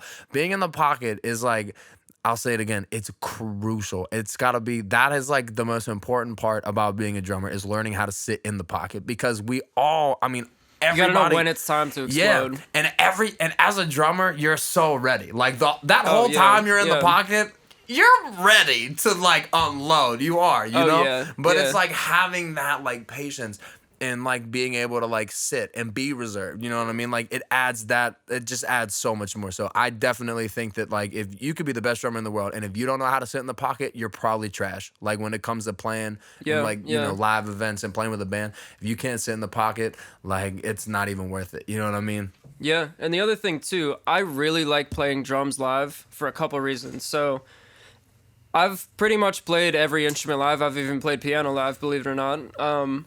So behind the drum set, you're not very nervous. First of all, like you really don't have any nerves. I don't know if that happens for you, but I'm nervous because you can kind of hide behind it. You know, I'm nervous all the time, but I completely agree. The least nervous, because you're behind. You're not singing. Yeah, right. The spotlight is not on you. You are just like here. Like This is like, it's like those like however many drums you have, and they like kind of enclose you in your own little exactly. world. Yeah, exactly. The other reason, which is probably the main reason, is I think the thing I'm best at drums at as well. It's like a lot of the times you can't hear the band, but you're still setting the metronome, right? Everyone thinks the drummer's, okay, I'm setting the metronome. You're doing much more than that, though. You're setting the energy. You have the entire crowd's energy level at your fingertips, you know? Yeah. So even when I couldn't hear the band at all, I would just go like, okay, I'm going to do some stuff that they'll pick up from what I'm doing that will bring us here. And then like do this. And you get to control whether it's a really structured song, but especially when it's not structured at all and you barely had time to practice. If you have a drummer setting the dynamics of the energy, and like right when you hit that and you see the people in the crowd go wild, you're like, oh shit, I'm just like the man behind the curtain being the drum kit, you know what I mean? Hell yeah, man. Drums, in all seriousness, drums can make or break a song. They can. Like No, people always say that too. Your band is only as good as your drummer is.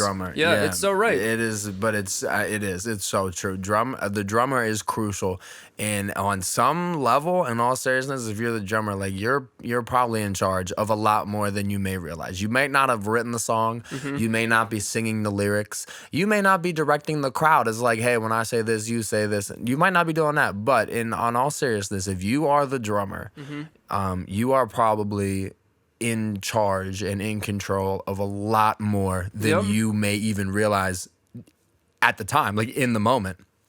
But you carry the dynamic, you carry the tempo, you carry so much just sitting in the pocket. Like you are in charge.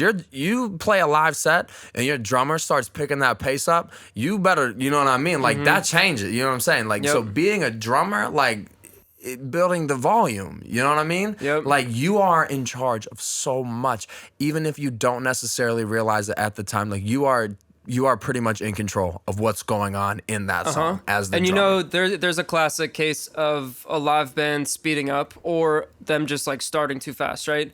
Here's my theory of why that happens. The drummer is setting something, the band's listening to the drummer, trying to fit in with that. Then the drummer's also listening to what they're doing, and he can't really tell because when he hits it right on, it kind of, you can't really hear it, you know? So if he's trying to listen to what the band's doing and he's just kind of doing his thing, the tendency is to speed up for it. But believe it or not, my guitar teacher told me this. He's like, if you want to play really good drums, always play slightly behind the beat. That will keep you at a steady pace. Works every time. I swear. That's Works really every time. Yeah, that's really cool. And that's the thing that lo-fi beats too. They always take the snare and they move it a little bit late, so it has like that sloppy groove. You know? Wait. I'm so glad you said lo-fi beats. I really was crying the other day as somebody posted on their Instagram story, and it was like a picture of a fish and like a hook with a worm on it. It was like a cartoon, it was drawn, and it was like how to catch each sign, like each one of the astrological signs. Yeah, and I'm an Aquarius. And Capricorn. The one for Aquarius was the text beneath the hook with the worm was lo-fi beats for setting the vibe. And I was like, damn, I felt accosted. I was like, motherfucker, suck. It's like, oh man. Cause they got me. I like, bro. Like I'll be the first to admit I'm not the best at curating the playlist. Like I am not the best. Like if we're in like the group and you want to set like the vibe, so you're giving someone the aux. If I was with a group of people and like my friend Michelle was there, like she's getting the aux. She has like a ridiculous talent at like setting the tone. So I always give Michelle the aux when I'm with her. So I'm not the best at that. But like, bro, you start putting on some lo-fi beats, I'm not going anywhere. Like, yeah, I'm chilling. So I was like, it's funny that you say that because I was gonna tell you about that, man. Like I read that and I was like, I feel accosted. Like how they give me like the so wait, I got a question. This is a thinker. If you could spend 1 week right now, like no coronavirus, anything, you could spend 1 week all paid, any location with one car, any year, any condition, what would you choose? All right. Well, to start this off, I do not know a lot about cars. You would need to know only enough about what you want for a week. I don't know a lot about cars, but if you were in a coma, put it that way. All right. If that I could you could select for a full week.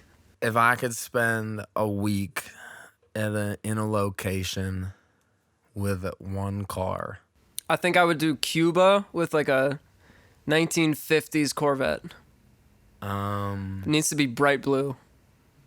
And it needs to have a sub in the back. You've thought a lot about this. Hey, this is my coma, okay? You've thought a lot about this. I think that... I'm just trusting my first thought. All right, so... That sounds pretty nice. I'd go with that. As far as locations go, it would be a European city. I remember being in Florence and like just kind of being enthralled by the atmosphere of that city. So we spent like 2 days in Rome. So it would probably be like city somewhere in Italy. I really liked the culture when I was over there. I thought that was like really awesome. So it would probably be like a city somewhere in Italy. And like car wise, I could see you rolling in like an Aston Martin or something. Yeah, something classy enough to be luxurious yet wild. See, I am very much like I would take a luxury car probably over a sports car. But it needs to be a mix. Yeah, it's gotta have a little kick to it. Yeah, so I would say, I wouldn't see you in an old Cadillac or something like that. Nah, I think Bentleys are like really nice looking cars. I'm not gonna lie. Like, I don't know anything about cars. I don't barely know about the car I have now. But I think that Bentleys are like some of the nicest looking cars that like you'll find. So I'd be in a Maybach or in a Bentley. Yeah. One of those. Bentleys are like purses, bro. It's crazy. Yeah, I'll be in a Bentley or in a Maybach. Minding my business somewhere in Italy, just hanging out. Like that would definitely be where you would catch me if I could choose. If there was no corona, I would be in Italy in a Bentley or in a Maybach, just minding my damn business, like just chilling. You know what's funny about Florence? My sister, the one that lives in Pittsburgh, she went there to study abroad. I remember hearing my mom talk to her on the phone. Sabrina called her crying. Not because she was homesick, because she had to come home. She was like, "Mom, I don't want to come home." Bro, that was her favorite city, like on earth. Being in Italy, we were over there for 2 weeks. In all seriousness, like fuck, I'd live there. That they got it going on over there. Like the culture, the cities, man. Like I mean, and I think that's like probably like a really really American mindset to have, you know what I mean? Like, oh, like Italy, it's so beautiful, it's so good. But seriously, like, we spent 2 weeks there, and when we came home, it was like, shit, I don't know. Like, I could probably move over here and not really be worried about it. You know what I mean? Like, seriously. I feel like Dublin was the closest for me. Yeah. Wait, was that the city you were stuck in that your friend dished? Please wait. Ladies and gentlemen, you're in for a treat. This story is ridiculous in the best way. All right, listen. this is like slightly unbelievable. So when I say it, I understand like how outlandish it really does sound. But when I tell you this is like the honest to God truth, this is really the honest to God truth. So when I went to Florence for 2 weeks, I had a friend, a really good friend of mine, when he was applying to colleges, applied solely to colleges in Italy. So he lived in Italy for 4 years, going to school for design in Florence for 4 years. He lived there. Did he change his name to Mario? No, he did not. But did he become adept at making meatballs? No, but he knew how to rock a really nice leather jacket by the time it was over. So like it was cool. Like he was like dressing real sharp after all was said and done. But did he learn how to drive stick in a Fiat? Actually, I'm not really sure. I could ask him. I'll call him later and ask. Well, we'll come back to that in the next podcast. But okay, so wait, what city are you in right now? We're in Florence. Florence. So he lived in Florence for 4 years, going to school for design, and then I had another friend, and these two. So we all met like at youth group at church, and I had another friend who went to Kent State, and he was studying abroad in Florence for architecture. So they were both over there at the same time. Right. And I was gonna go for 2 weeks, and the brother of the friend who went to Kent State who was studying abroad, he was gonna go as well. Mm-hmm. So we flew out together. And I got like really sick on the plane ride there. So I was like, so we get to Pittsburgh International Airport and we had a layover in France. And it was like the first flight from Pittsburgh to France out of the Pittsburgh International Airport. And they had like cheese and shit like in the serving caviar and they had legs. they had like a cheese tray in the what's that called at the gate, so did we they like stick little white flags in them? No, they didn't.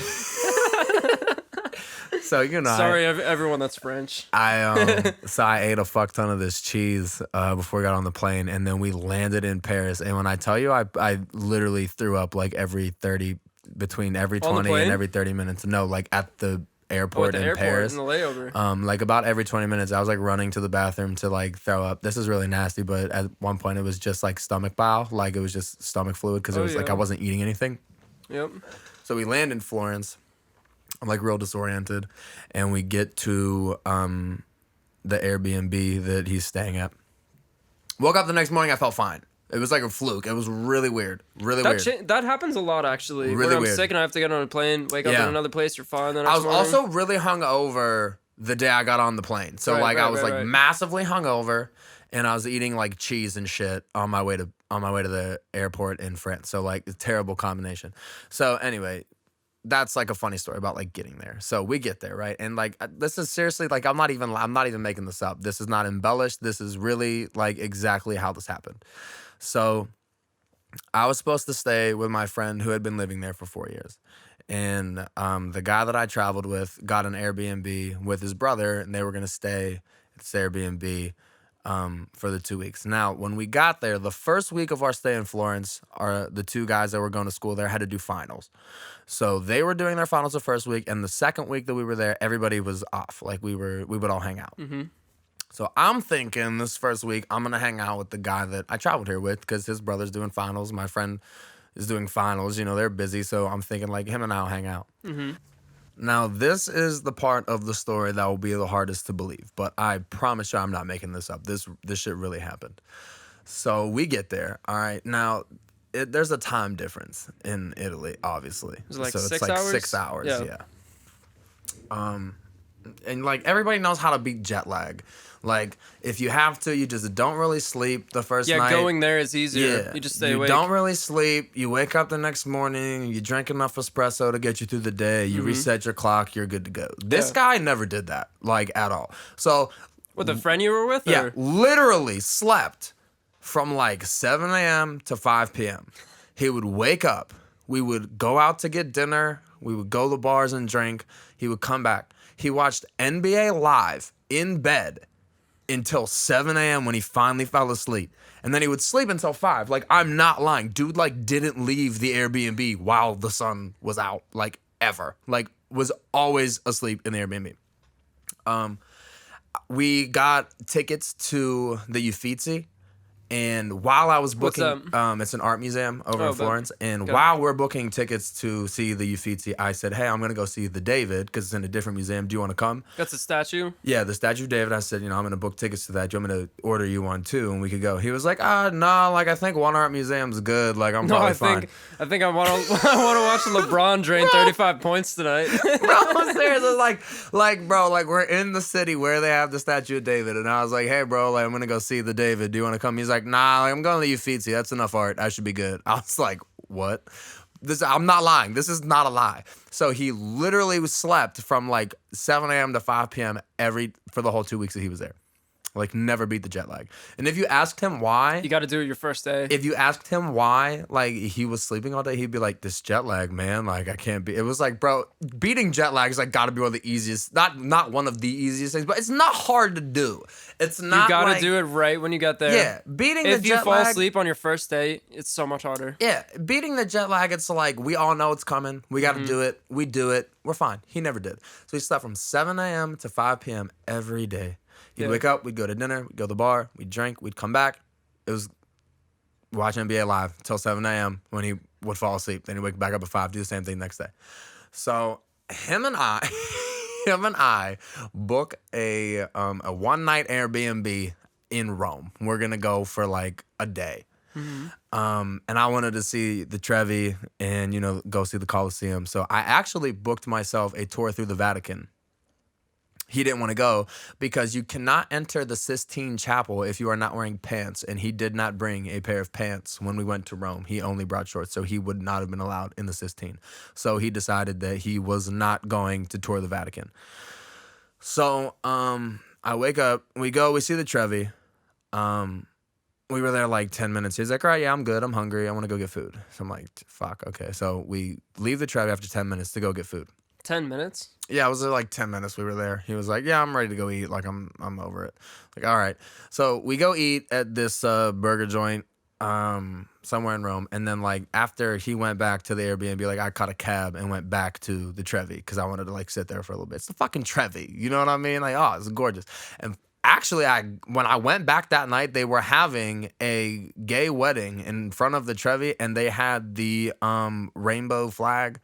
I don't know if I'm like referring to that in the right way, but you know what I'm talking about. The rainbow flag was like lit up over the Trevi. So the Trevi was like lit by the rainbow flag. It was actually like really cool. Yeah. They were having like... Is it like white on the outside? The Trevi... I can't It's like on the back of a building. So like the fountain is like whatever they used to make them, but it looked like, like it was like white marble or whatever, right? But it was like... It looked like rainbow because there was like the rainbow flag like lit up, and they were having like the ceremony right in front of it. It was like really awesome. It was like such a cool thing to see. It was awesome. Damn. He was at the crib watching NBA Live. I was like observing this wedding at the Trevi. He texted me back, awesome. Iverson up 20 points. Yeah, he was like, LeBron is throwing it down. I was like, they're throwing it down in front of the Trevi right now. Like, fuck that. Yeah. So the shit was like really cool. It was like a really cool experience. I had some lady that I didn't know take a video of me throwing coins into the Trevi because the person that I did know was like at the crib watching NBA Live. But it's, we're not going to harp on that. So the next day we wake up and I'm like about to leave to go to the Vatican. And like, dude, literally like 5 minutes before I walk out the door, he's like, oh yeah, like our reservation for the Airbnb ends at noon today. Like I wasn't going to be back by then. And he booked the Airbnb. I booked the trains. And so I had to like in 5 minutes pack all of the shit that I had taken to her, which wasn't a lot of stuff, but like I get like traveler's anxiety, like shit, I'm gonna forget something, I'm gonna leave something. Yeah. So I'm like trying to pack all of my stuff in 5 minutes so that I can go to my tour and be on time for the tour in the Vatican and like hopefully not leave anything in this Airbnb. Yeah, you gotta get good at carrying shit. Like you gotta pack it right in the bag, know where it is when you have to pull it out somewhere, and like. So this is me like frantically 5 minutes before I leave for my tour, frantically like making sure that I have like everything I need. Yeah, just dumping to it get in. back to Florence, like so like I don't I'll leave get it anything. in the hallway. Yeah, exactly. So I make it by a miracle on time to my tour to the Vatican. By yourself? Yes, I go by myself. So where did he say he's going? He was going to buy ties and shoes because he had just gotten a job. So he wanted to get like some Italian leather shoes. So he was going to go do that. And then he said that he wanted to go to the Colosseum. So I go to the Vatican. I get out of the Vatican. I stopped at this cafe with this really sweet waitress. I was drinking orange juice, I think, and she actually gave me a piece of chocolate cake for free. Like I didn't order it. She just like showed up with chocolate cake. It was lit. So I took a picture with her. She was really sweet. And now I don't have Wi-Fi.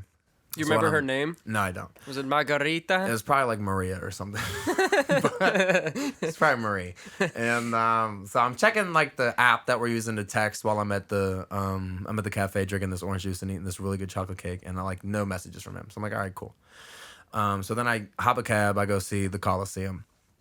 Now the price to get in. Did he go there? Because he said he was going to go there. Let me get to that. So the price to get into the Coliseum is like 16 euros. Like not that bad in the grand scheme of things. So I go into the Coliseum. I get one of those like headset tours, so you can like press the buttons when you go to certain places, and it like tells you all about it. And I'm in there taking pictures and all that other stuff. And so I leave the Coliseum. I'm out of time. I had to be back at the train station. My train left at 8 to get back to Florence. So I get to the train station, and I get on the Wi-Fi. And the Wi-Fi on the train station is like really shoddy because there's so many people at the train station on the Wi-Fi.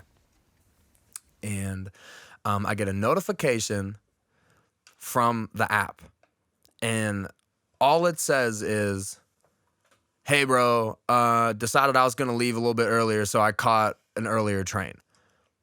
And I read it, and then I click it real quick, like, what the hell is he talking about? But the He didn't say anything before then? No. He just said, hey, I'm already on a train home. Hey, I'm tired, like, I'm just gonna hop a different train back, I'm gonna leave earlier. So I clicked the notification. And it was like, P.S. Iverson up 20 points. Still.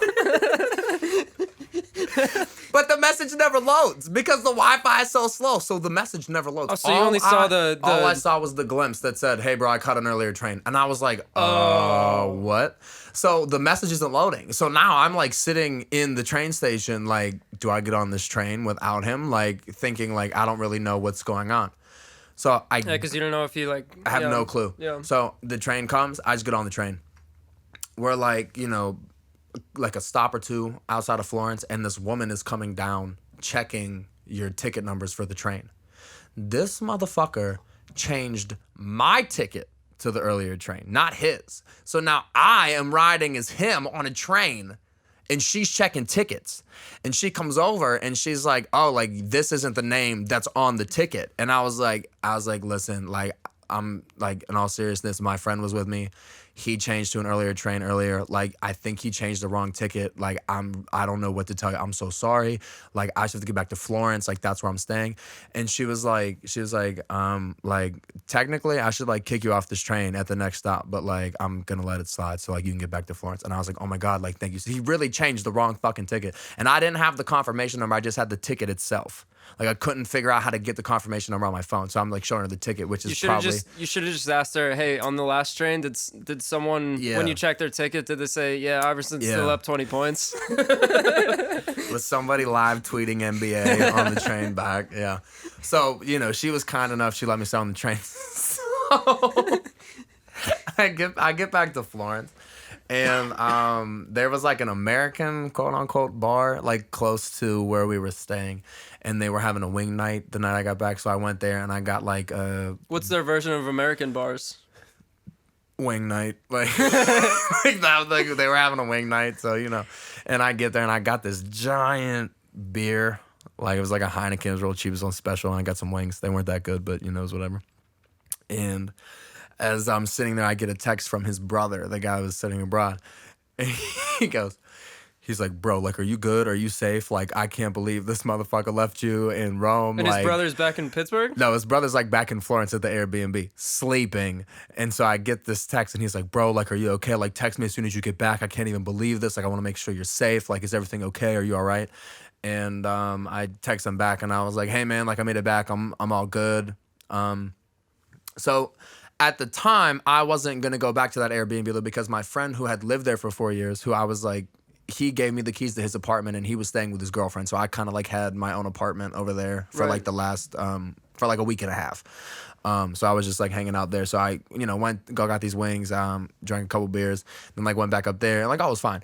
Then the next day, I link up with my boy who's studying abroad, whose brother's with the kid that left me in Rome. And we go to get a coffee and he sees me.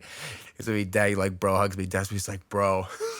He's like. Is the brother? Yeah, he goes, bro, I don't even know what to say, bro. And he's the one that was there all that time, right? No, he had been studying abroad, so he had been there for 1 semester. Yeah. The friend whose apartment I was staying in, he had been living there for 4 years. So the brother of the kid that I traveled with had only been there for 1 semester. He was only studying abroad. Right. So him and I link up to go get breakfast. We go, get a coffee in the morning. And he's like, bro, I came back home last night. It had to be like 6. He goes, the lights are off. He's sleeping. I wake him up. I was like, yo, like, where's DJ? And he was like, oh, he's still in Rome. He goes, and I was like, what? Like, you left him there? He's like, and he's casual as shit. Like, yeah, like, he caught a later train. Like, he's still in Rome. He's like, bro. And I'm like, you left him in a city, in a foreign country. You just left. And he's like, yeah, like, it's good. He was like, I'm so sorry. He was like, I don't even know what to say, bro. Oh, like, my God. He was like, I was so glad you got back. I was worried about you. I was like, yeah, it all worked out, but that motherfucker changed the wrong ticket. And he started laughing. He was like, classic. It's so funny. But yeah, he left me in Rome to catch an earlier train because he was tired. Now, here is where the Colosseum, this will really blow your mind. I'm not even shitting you when I say this. So I see him the next day. I'm kind of pissed because, like, yeah, like, all right, you're tired, you want to go home early. But, like, in the grand scheme of things, like, who does that? Like, seriously, who leaves your homie in a city, in a foreign country you've never been to, just like, oh, I hope he sees my message. Like, bye, I'm out. Like, that's wild. Iverson was up 20 points. I mean, yeah, LeBron must have been really killing it. I don't know. But so, him and I are talking, and I was like, hey, like, what did you do while you were in Rome? Like, I saw the Vatican, I went to the Colosseum. I'm curious to see what he did. He's like, oh, yeah, man, like, I bought 2 ties, a pair of shoes, and I went to the Colosseum.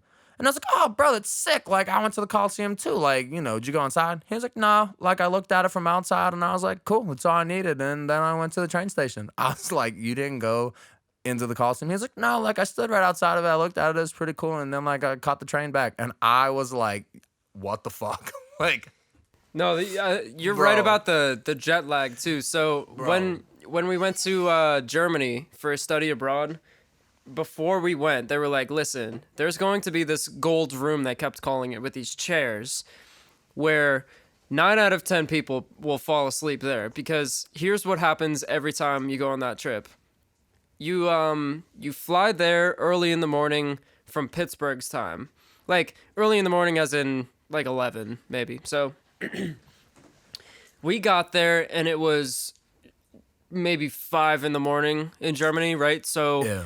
They had stuff for us the entire day. Like, we got to maybe put our bags down and change and but they had, talk like, a for schedule 15 for minutes. you to go through for the whole day. Yeah. Instantly, they brought us down to, like, downtown Augsburg, and they brought us on this walking tour. They probably walked us around for 30 minutes, and they were like, all right, we'll take a break in this room. And it was pretty much like their town hall. Yeah. But it was like a really nice room with these chairs, right? Yeah. So people start sitting down and falling asleep instantly. There's so many pictures of people just, like, mouths open. They go down in 30 seconds, right? So I got through that. I'm pretty good at staying awake, too. Like, definitely have a harder time going to sleep than waking up. No cocaine necessary. You've got it. I think I had maybe, like, a rock star or like a German rock star, whatever that. So you did have some cocaine. Maybe it was like a Luftwaffe. I think they call Rockstar Luftwaffe over there. I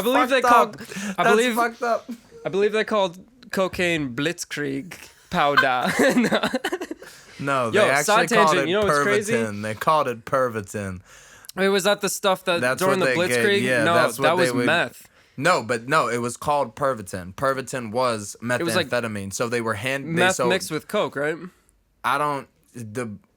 It'd be like if they were like, here, take this, it's like a supplement, right? And what the supplement was called was Pervitin. So they gave Pervitin, which was like you could buy this at like a pharmacy over there at the time. So they were giving Pervitin to all the soldiers. But especially Pervitin was composed of methamphetamine. So it was basically like they were like handing out meth to all the soldiers. Yeah, that's how they invaded France in a day. Yeah, that's why they were able to move so quickly, because you had this like army where the soldiers all geeked up off of meth who who were just like ready to roll, Got an man. army of yeah. Jesse Pinkmans. Yeah, they were like on, man. That's why Blitzkrieg, that was like instrumental in Blitzkrieg. So like the idea behind Blitzkrieg was revolutionary, but some may argue that like wouldn't have been achievable if these soldiers weren't like pumped up off of Pervitin, which is I'm fairly certain which is and what it was called. A big thing for it too was the lack of food and nutrition they had.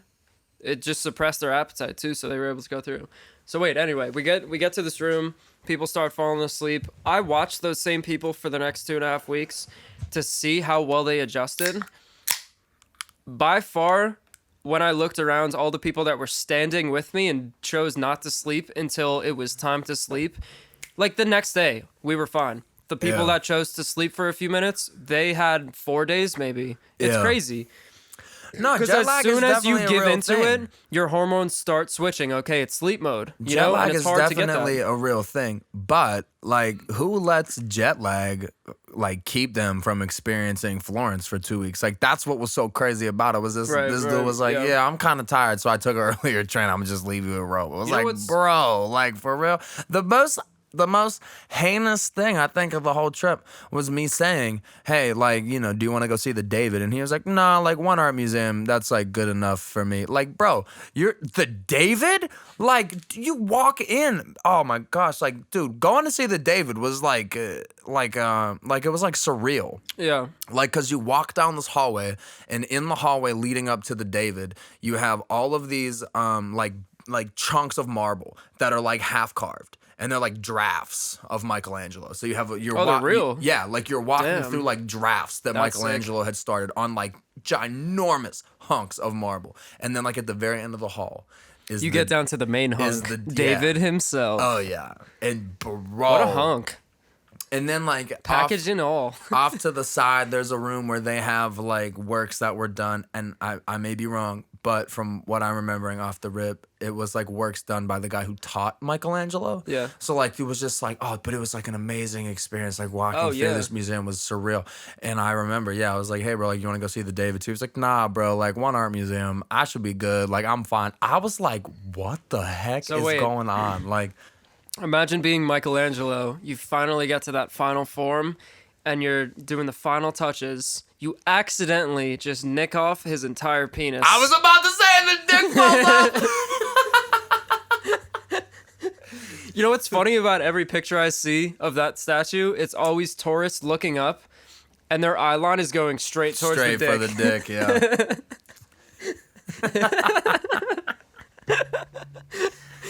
Anyway, so you want to know something crazy too? Because my roommate through college, his family lived in Singapore, which is exactly 12 hours.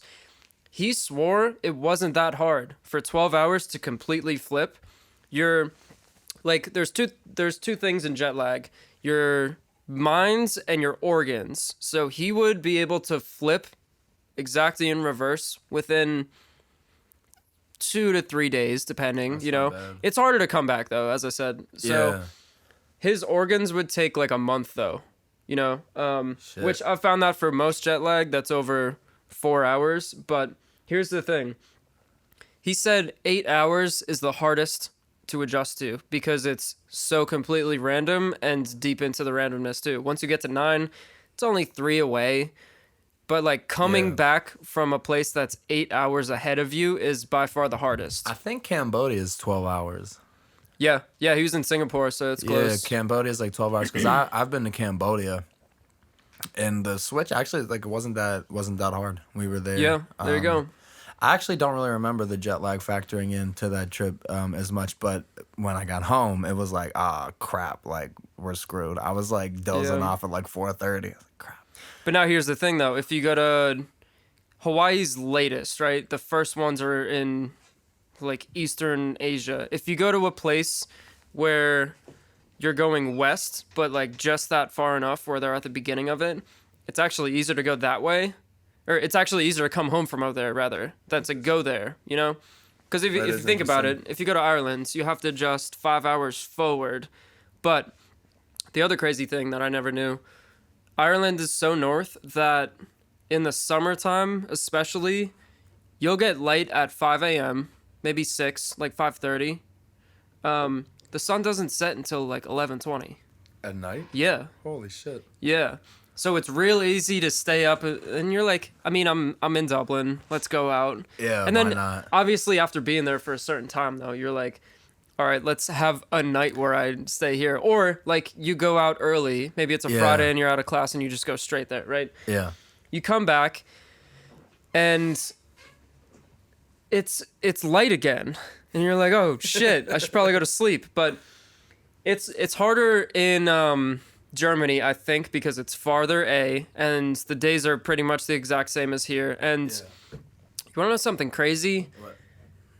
When I went to Germany, like my favorite part of traveling is during the rides between places, just like watching to see what it's like to be bored during transit there. You know, as you're looking out of the window in Pittsburgh, like, what do you see? Scranton, what do you see? New York, what do you see? Germany, the entire time I was looking out the window, I was like, that looks just like all of the war movies I've seen. That's wild. Ireland, though, I was like, this just looks like a really old Pennsylvania. I'm not even kidding. The similarities between Ireland and Pennsylvania, astounding. Really? Yeah. That's wild. It's the same exact size as Pennsylvania. Germany's the size of Montana. And Ireland is the exact size of Pennsylvania. Damn. Which is crazy to begin with. But the difference is, like, wait, we had this running joke all the time. All Ireland has are the best people, a lot of grass, a lot of rocks, and a lot of beer. But it's funny, too, because every time you go... A lot of grass, a lot of rocks, and a lot of beer. Yeah. How bad is that, though? That's probably like... Oh, it was my favorite place on earth. Are you kidding me? If that's what's going on over there, we should all go there. Oh, I bet you never knew this. Wherever you go in the, we'll call it wilderness in Ireland, there's all these rock walls that only come up like 4 feet, like in line. And those are so old that no one really knows like who put them there. Interesting. But it's because that island was so filled with extra rocks just sitting everywhere that the ancient people just put them in piles. Oh. So everywhere you see, like we went to the Aran Islands, which was by far the coolest place. Did you see the Loch Ness? We did not. That's Scotland, my friend. Mm. But we did see some seals Excuse me, pop up on the beach. American That was sick. geography. Also, the water's really dark, so you have to take a ferry there. The water is like black there. Really? Dublin actually means dark water. What? In Scandinavian. That's crazy. It originally was like Duvlin. D-U-V means dark and Lin means water for them. What? Yeah. That's wild. Like that's where linear comes from, is like a path. So, yeah, getting there was crazy because it was like cold water, stuff all around you, kind of like small mountains, if you will. Yeah. But all these little like shanties almost, but like Irish shanties. You can tell they've been there for a while. So we get to this island where you can only go there once in the morning and once in the afternoon, either by ferry or airplane. Okay. Sometimes there's inclement weather that sticks everyone there. It's like a tourist place, but an ancient tourist place. So if you can't make it back due to inclement weather or you miss it, they literally have to knock on the people that live there and be like, can you sleep 3 people? Can you sleep 4 people? Whatever. And they have to find rooms for everyone. So being there is crazy, and everyone just bikes there. There's no roads or anything. It's like pretty small. So it might be 3 miles across. So the entire day, we bike through all of these paths that are just filled with perfect squares of rocks that people in like prehistoric times put there just to clear the lands. Yeah, they used to grow crops and whatever there. So we passed one of these beaches. There's like 8 giant sea lions just like coming to shore. What? So we stopped there, look at those. We went over to this cliff that you could lay down flat and just put your like chin to the bottom of the cliff and stare downwards. That has to be the trippiest thing I've ever seen, because you've seen water a lot, even from planes. Like you look down and you see the water and you're like, well, that looks crazy. Bro. For some reason though, feeling like I was standing forward and looking straight at these waves, everything like, you know those magic eye illusions? Yeah. It was like one of those that was always changing. Dude. And I looked down and these little dots, the little thing with the like toucan beak but shorter, you know what I mean? Talking about, I forget what they're called. But they were down there like very, very far down, just these little dots, and it was so surreal. like that makes me think of heights, and like I'm not always very good with heights. But when we went to the Grand Canyon, there was like this walk where there's like we did like a tour thing of the Grand Canyon, and there was like this building where they had a platform that like went out over the canyon, and the floor Glass of the floor? platform, yeah, it was Yeah. like glass.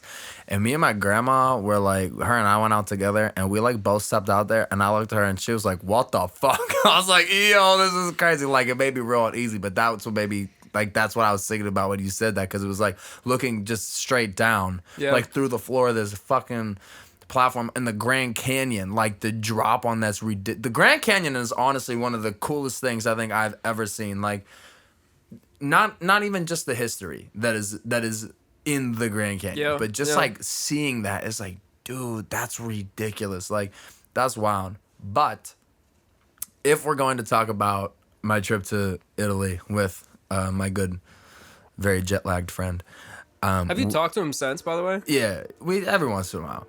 I'd But be like, yo, is LeBron still up 20? And we I have to how tell about you that? How about that Michelangelo, huh? I have to tell you about the trip home. This is one of my, I think, greatest experiences to date.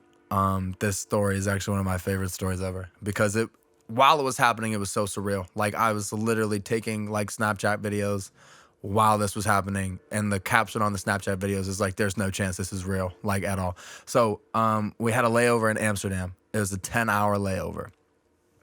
And the whole time that we're on the trip in Italy, the jet lagged friend is like, "Man, on the way back, like when we get to Amsterdam, like we gotta go get some weed. Like it's Amsterdam, gotta go out and get weed." And I'm like, "Hell yeah, we're about to get this weed. Like, yeah, we're about to do that shit." So we fly into Amsterdam, walking through the airport, and I'm on the internet, like looking up, like, is this shit open? And Like, what's good? A million pins pop up. Yeah. Like, And, oh shit. so It could go anywhere. in Amsterdam, all the weed stores are called coffee shops, and it took me a couple minutes to figure out that like that's what was going on, because I'm looking up where to get weed, and it's like, oh, the coffee shop, and I'm like, no, motherfucker, I want weed, I don't want coffee. So But it's like the second floor or something, right? no, like it was Really? like, yeah, it was the first floor. So we're walking through the airport, and I'm like, all right, like I think that this is gonna, and it was like a holiday, and I can't. I think it was like Ramadan or something. I honestly, I'll go up and look it up later to clarify, but I cannot remember what holiday it was. But it was like a holiday somewhere in the world at this time. And so What time of year was it? it was like in May. I honestly can't remember which one it is. So I probably sound really ignorant, like telling that part of the story. But on the Safari, like pop-ups for all the coffee shops was like, this holiday may affect these hours. So I was like, shit, like I don't know if they're gonna be open. Right, right. So we're walking through, and I say to him, I'm like, all right, bro, like, let's hit the lobby. We'll find a cab. We'll go get this weed. He's like, oh, man, like, I don't know. I got a headache. Like, I'm probably just going to hang out at the airport. And I'm like, dog, like, if you have a headache, you probably want to come with me and get this weed. Like, that might help. But he's like, nah, like, I'm just going to get something here to eat. Bro, everything in the airport is closed. It's like 10 o'clock at night. We have a 10-hour layover in Amsterdam, 10 o'clock at night. Like, barely anything in the airport was open. He's like, man, like, I don't want to go through customs. I have this headache. So I'm like, man, fuck this. Like, I'm leaving. Like, I'm going to get this weed. I was like, I did Rome by myself. Yeah, if I could, yeah, I made Wait, it back from Rome tell me alone. he said Iverson is up 20 points. He did not. I'm There was staying at no the mention of the airport. NBA live at this juncture. So he's like, yeah, like, I don't really want to leave the airport. I'm going to stay here. I was like, all right, like, it was a classic hold my beer, but it was a hold my bag. I'm out. Like, take my carry-on and sit here. I'm gone. So I hit the lobby. That's smart, though, so he couldn't leave you again. Yeah. Yeah, he'd have been like, I caught an earlier plane. I'm out of here. Yeah, no. So he's got my carry-on. He's at the airport. I have so your bags. I'm like, fuck this. Like, I'm out. I'm going to get this weed. Like, we're in Amsterdam. Like, I'm going to find something. And he's like, I don't want to go through customs. They don't have customs at Amsterdam, bro. You walk right out the front door of the airport. Nobody is there checking you in to Amsterdam. I walked right out into the airport. Do you have to lobby. go through it when you came back in, Yeah, though? you go. Actually, More No, than TSA though. No, like we you just go to went a through second like one. TSA shit Yeah, on the there way you go. back in. Like they really did not have like, customs like we think customs. They didn't have that. Yeah, there. yeah. Okay. So I walk out into the lobby of the airport and I've got like my backpack and I'm, just like walking around trying to figure out where the cabs are. And this guy in this really nice suit and like a Dutch accent is like, hey, like you look like you need a cab. And I was like, I definitely need a cab. And he was like, oh, like I'm a cab driver. Like I got you. I was like, all right, but like before we go anywhere, I'm just gonna let you know now, I need food and I need weed. So like if we could find that, like that's really the only place that I'm going. I need food and weed. So you got a McDonald's, like anything like that'll be fine. I gotta eat, I gotta smoke, that's it. I got a 10-hour layover, I gotta be back at this airport. He's like, all right, man, like, yeah, I got you. My cab is in the parking garage. Now, this is where I was like, something right about this. Okay? This guy, really nice suit.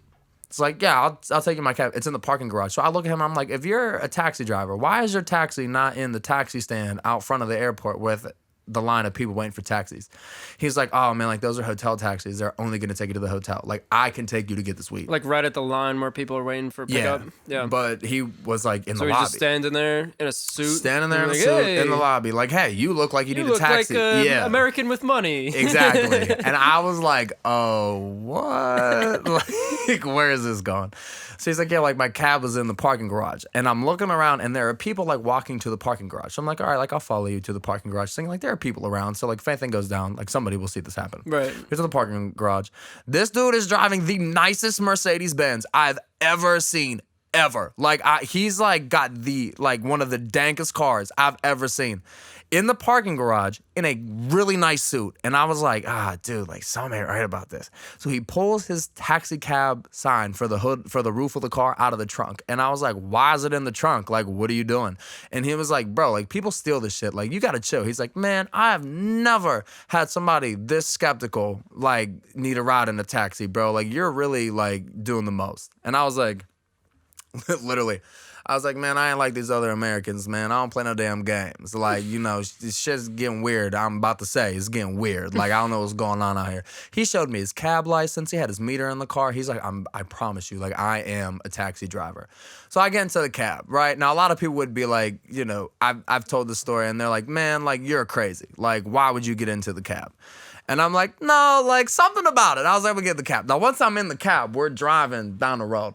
And I have my passport in my hand, thinking, if this gets weird, I'm going to hold my passport out of the window as we go through the intersections, thinking that there might be a camera where the stop sign, like the stoplights are. So I'm thinking if anything gets weird, I'm going to hold my passport out of this window so that people, like if they're looking for me, will see that like this cab has this like weirdo holding his passport out the window. That was my plan. So we're driving and the meter hits 30 euros. Now, a crucial part of the story is that I only had 120 euros in cash left. That was all I had. And I had a credit card that my mom had given me to get food, like at the airport. Because like I didn't have a credit card in my name. So like she had one, she gave it to me. I was going to pay her back when I got home. And I was like back at work, I was going to pay her back the money that I had put on the credit card.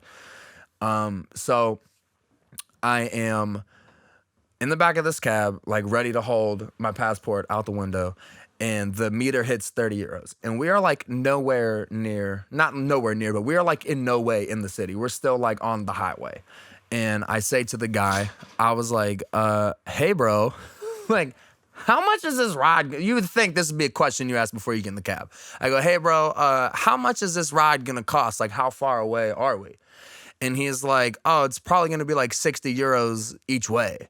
And I was like, hey, look, I'm going to level with you here. I have 120 euros cash, and that's it. I said, and 20 euros of that is going to have to go to this weed. Like, I'm dead set on getting this weed. I said, so, like, what says, like, you shut that meter off. I'll give you 100 euros in cash, a little bit of weed, and I'll buy you food wherever we go to get food because I can put the food on the credit card. Can't put the weed on the credit card. I can put the food on the credit card. And how far was it from the airport? We're like halfway to the coffee shop when the meter hits 30 euros. And that's when I'm like, hey, bro, like how much is this ride going to cost? How long was that though?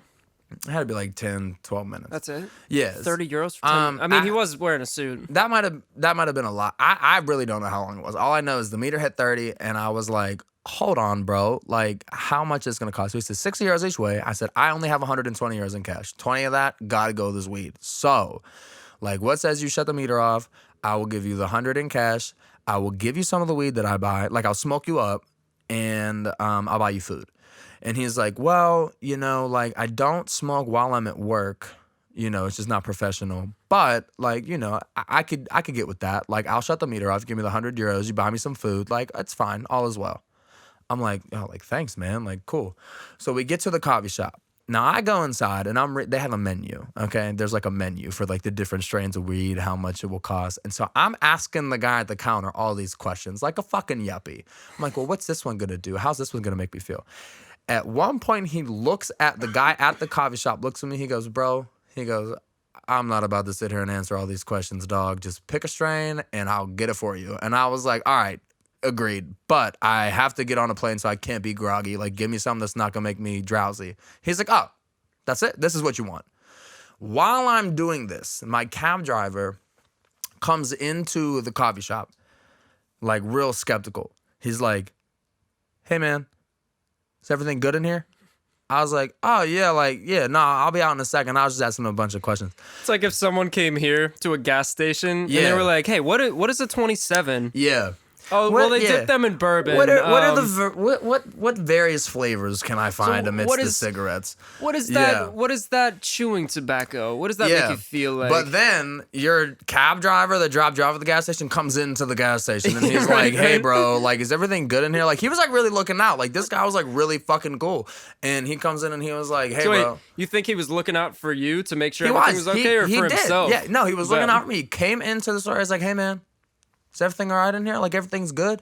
I was like, yeah, man, I'm about to be outside. He's like, all right, because, like, if anything, you know, if you need me, I'm right outside, man. Like, it's all good. I was like, oh, thank you so much. You need me to, like, yeah. You need me to deck someone? He was just like, give me the look. He was like, you know, like, is everything all right in here, man? Like, I got you. I was like, oh, yeah, like, I'll be out in a second. He's like, all right, you know, I'm just checking, making sure. He, like, gives the room, like, one last look over before he goes back out to the car. It was like I had a bodyguard. That's he was, like, a really nice dude. Nice.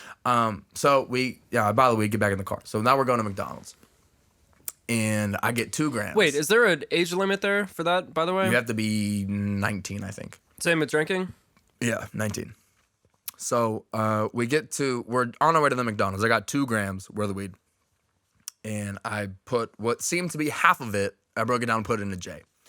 Right before I roll the J, like the weed is in the paper, I'm about to roll it. And he looks in the rearview mirror while he's driving and he's like, man, what are you doing? And I was like, I'm gonna roll a J. Like, this is probably about a G. I got 2 grams. It's like half. It's probably a G. His man, this isn't that American shit. He's like, we're in Amsterdam, man. This is Amsterdam weed. You roll all that, you're gonna kill yourself. He's like, don't lick that J. I will roll it for you when we get there. I'm like, okay. We get to the parking lot of the McDonald's. He's like, give me the weed. So in Amsterdam, they spliff everything. Yeah. And he had cigarettes. Well, wait. Clear this up for me. Does spliff there mean just it's straight weed? No, and joint is opposite? No, because I know they do that like, in London. I don't know what they call it. I just know that he was going to put tobacco in with this weed. Well, apparently in UK, it's like a joint is you have weed and tobacco jointly combinated. That's why it's called a joint. That's interesting. And they call spliff just straight weed. I don't know what they call it, but he was like, man, like, you're not going to put, he was like, so you're not putting tobacco on there? I was like, no, man, I'm going to roll a J. It's like a gram of weed. I'm going to roll a J. He's like, man, this isn't that American shit, man. You're smoking Amsterdam weed. Like, you're going to knock your head off. You kill yourself smoking that shit. I was like, okay. He was like, don't lick that paper. I'll roll it when we get to McDonald's because that's what we were going to eat. Right. It's like, yeah, okay, cool. So we get to the parking lot of McDonald's. He's like, give me the weed. Dude rolled me 3 fat-ass spliffs in the parking lot of McDonald's, and I gave him a little bit of weed to take with him. Mm-hmm. And he's like, all right, man, here's the plan. He goes, we're going to get out of the car. You smoke 1 J now while I smoke my cigarette. We're going to get in line to the drive-thru. We're going to get the McDonald's. We're going to eat. We're going to get the McDonald's. We're going to eat it in the parking lot. When we're done eating, you smoke the 2nd J. After that, I'm going to drive you back to the airport. When we get to the airport, I will take you inside to the airport and show you where to sit so that you don't have to go through customs or security. And then an hour before your flight back, leave the airport, go out into the parking lot, and smoke the third J walking around that parking lot. And I was like, yeah, hold on, bro. Like, you know me, I'm like, hold on, bro. Like, you could just walk around the parking lot smoking a joint. And he is like, yeah, man, like, it's Amsterdam. And I'm like, no one's going to say anything. He's like, listen, man. He's like, if you post up right outside the door and you smoke a weed, that's like belligerent. Like, someone's going to say something to you about it. He's like, man, you take a walk through the parking lot, you're just minding your business, smoking your weed, no one's going to say anything. And I go, as naive as I am. And do they do that with alcohol too? Can you drink in public there? Like if you're nonchalant like that? I don't know about Amsterdam. You could in Italy. You could walk down the street in Italy with an open bottle of wine, just swigging that shit. Nobody would care. But he's like, yeah, like if you walk around, if you're out where like there's not a lot of people, nobody's really gonna say anything. You'll be fine. Right. And I go, as naive as I am, I go, I don't have eye drops, so like, are they gonna say something to me when I go through customs? He's like, yeah. And if they ask if you're high, just be like, yeah, man, I'm high. This is Amsterdam. I had a 10-hour layover and I went to get some weed. I was like, for real? He goes, yeah, bro. He goes, if you go through security and they're like, are you high? And you say no, they're going to be like, well, that's really weird because you look high and you smell like weed. So what do you mean you don't, like, you're not high? Like, then they're going to check your shit. Right. He goes, man, if you get there and they're like, oh, like, are you high? Are you smoking? Just be like, fuck yeah, I was smoking. I'm in Amsterdam. I had a layover. I went to get some fucking weed. Of course I'm high. He's like, nobody cares. It's Amsterdam. So we get out of the car in the parking lot of McDonald's. And we're smoking the first day. And I'm looking around the whole time. Because, like, I'm not used to this. You can't just smoke in the parking lot of McDonald's in an airport, too. In Pittsburgh. Like, we're not at the airport. We're, like, in the town. No, but still, anywhere. Yeah, either way. I'm smoking the first day. We're in the parking lot of this McDonald's. And I'm, like, looking around. And, like, it was probably, like, partially subconscious because over here, like, you can't do that shit. Mm-hmm. And the whole time smoking shit, he's like, man, you got to chill, man. We're in Amsterdam. Nobody cares, man. You're not in America. Like, it's fine. You're fine. Like, just smoke. It's fine. So we smoked down. I smoked the first day. Smoked cigarette. We get in the car. We get in the drive-thru at McDonald's. We go through, and he orders all the food. I just handed him the credit card. So he's like, oh, we get back and like, we're going through the drive-thru, and he's like, I'm just letting you know now, like, I'm getting a milkshake.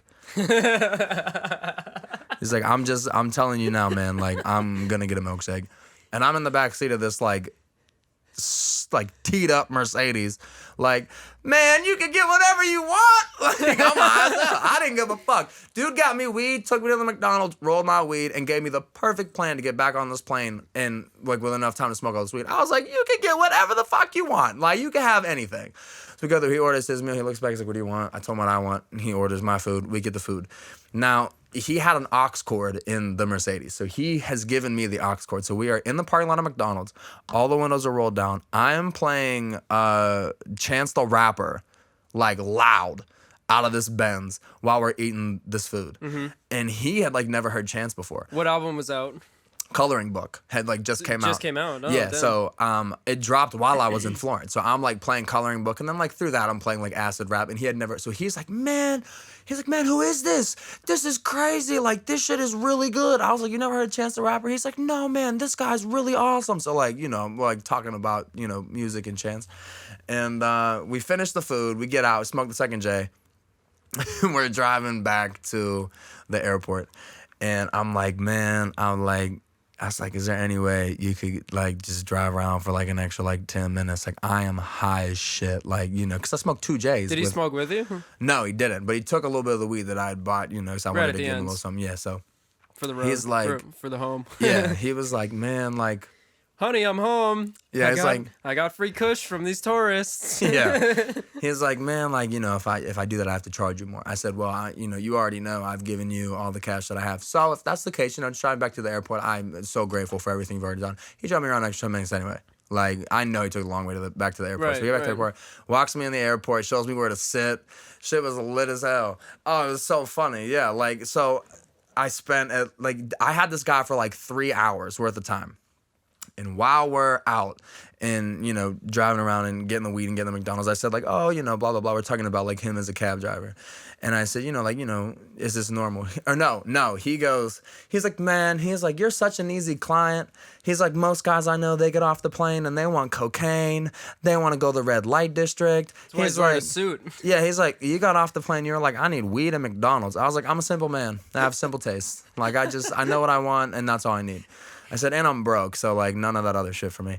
And I said, who do you usually drive around? Like, how do you usually go about this? He's like, man, like, American businessmen with a lot of money, like they'll get off the plane, they'll give me like, a couple $1,000 and I just drive them around all day. I had this guy for 3 hours and paid him 100 euros, a fucking McChicken, and gave him a little bit of weed. And he was good. He's like, oh yeah, like I drive people around, they're like really rich businessmen from America. They get off the plane, they give me a couple $1,000 and I'm with them like all day. I gave him let me say it again, $100, a McChicken, and a little bit of weed. Had him for 3 hours. I had the aux cord the whole time. We're driving around fucking Amsterdam. I'm banging chants, high off my ass, eating this McDonald's. Like, it had to be one of the greatest experiences of all time. And it never would have happened if I'd have chickened out and been like, yeah, I'm not going to get in that cab. Because sitting in the lobby of that airport, I was like, something is not right about this, like, at all.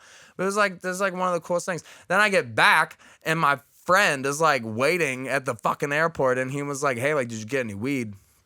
And I was like, yeah, like, I have a J left. Do I look like I got weed? Yeah, I'm like, yeah, like, can you not tell that I'm high as shit? And then he was like, Iverson's still up 20 points. Yeah, he was like, they're doing great. I don't even know who they are. He's like, they're doing great. Wearing an NBA jersey. Yeah, I come back. He's dressed as Iverson.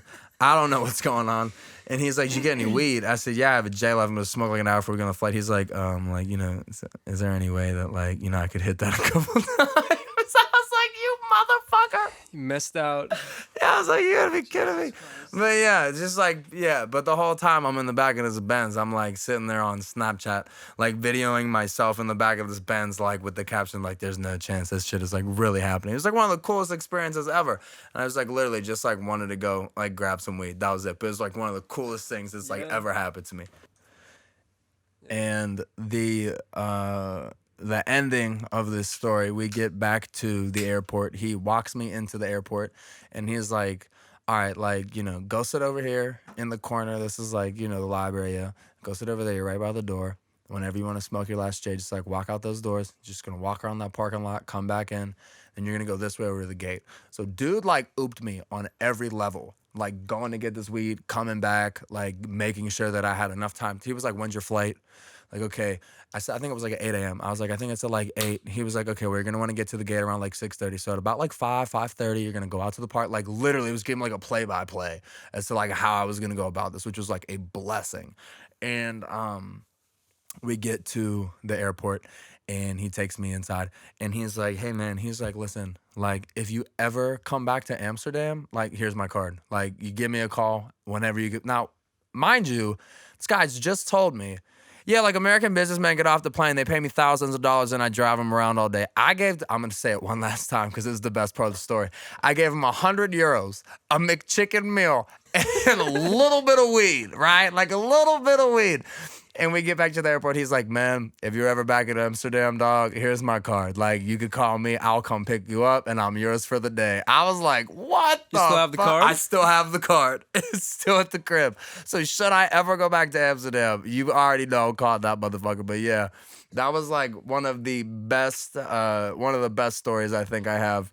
Travel. I mean, like I don't travel a whole lot, but of my travels, like even just like spending the 2 weeks in Florence, that like little 3-hour blip in Amsterdam is like one of the best parts of my trip to Florence, like at all. Oh, dude, it was phenomenal. Yeah, he goes, yeah, man, like if you ever come back, here's my card. Like just call me. I'll come and pick you up. I was like, in a suit. Yeah, in a suit and like a teed up Benz, Guaranteed. bro. Yeah.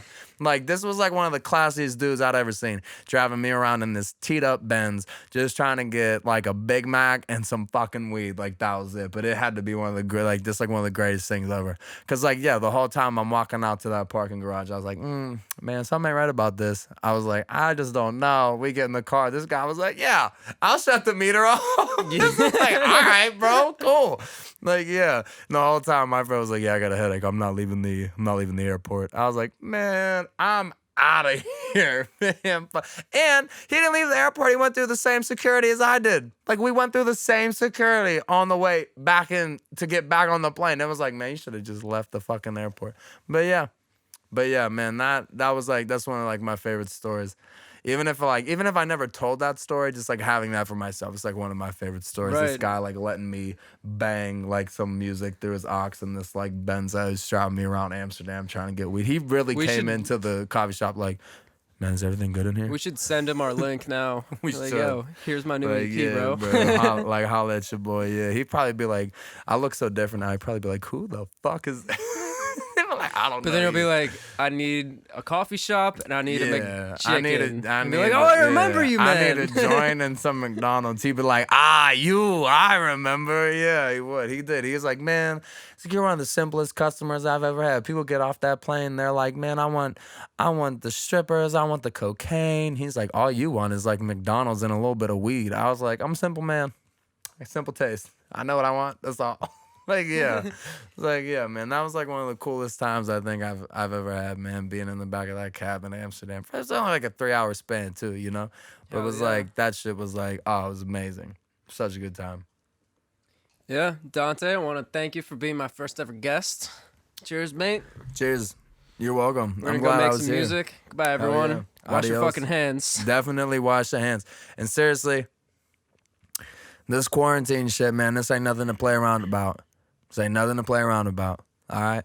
So, you know, yeah, if you in your 20s and your 30s and, you're reading places that, oh, like, it might not affect you. You might have it but not show symptoms. Like, either way, stay home.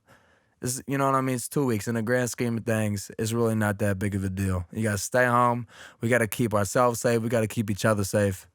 But, for real, this ain't nothing to play around about. This is not like, it's not a political matter, none of that shit. This is real. This is some real shit. Yeah. So, Bars aren't going anywhere. Yeah, the bars will will reopen. Your friends will be here in 2 weeks. All is well. All is good. But seriously, catch up with each other. Catch up with yourself. Yeah. Do something creative. This is nothing to take lightly. Please, if you stay home. Wash your hands. Stay home.